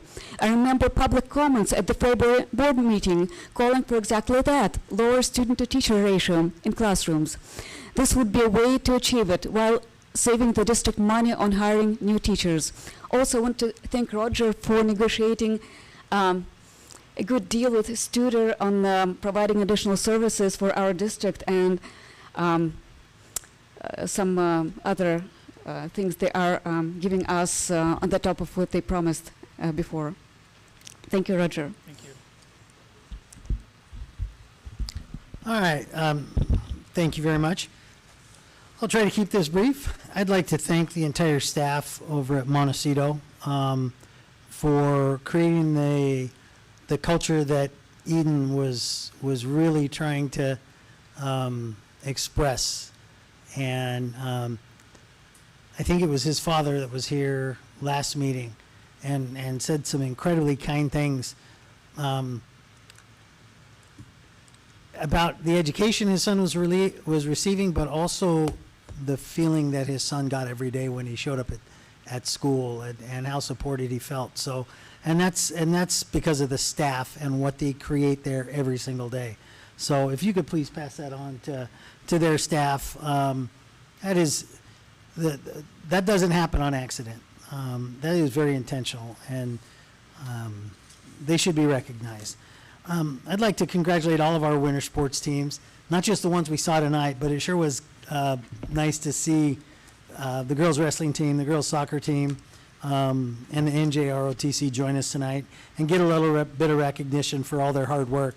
They're not the only ones that put in a lot of hard work over the winter to be successful. And, I think that's it. We will be going back into closed session. We did not complete our full agenda earlier. I do not anticipate that we will have anything to report out upon, but if we do, I will come back in here and report out after the adjournment of closed session. Having said that, we are adjourned tonight. I can talk to you in the hallway if you'd like. No, I'd like to talk about it now. Meeting's over? Our meeting's over? We were supposed to address that. When did you turn in your speaker slip? I just turned it in. Yeah. It's, Skip past H5. it's late. We already voted on it. H5, first reading of updated changes to board policy, sex offender notification. That was on consent, so we did vote on it, and if you wanted to speak on it, we would have entertained you when we voted on all of the consent items. It's the same thing that I was trying to explain to Mrs. Newcomer. Okay.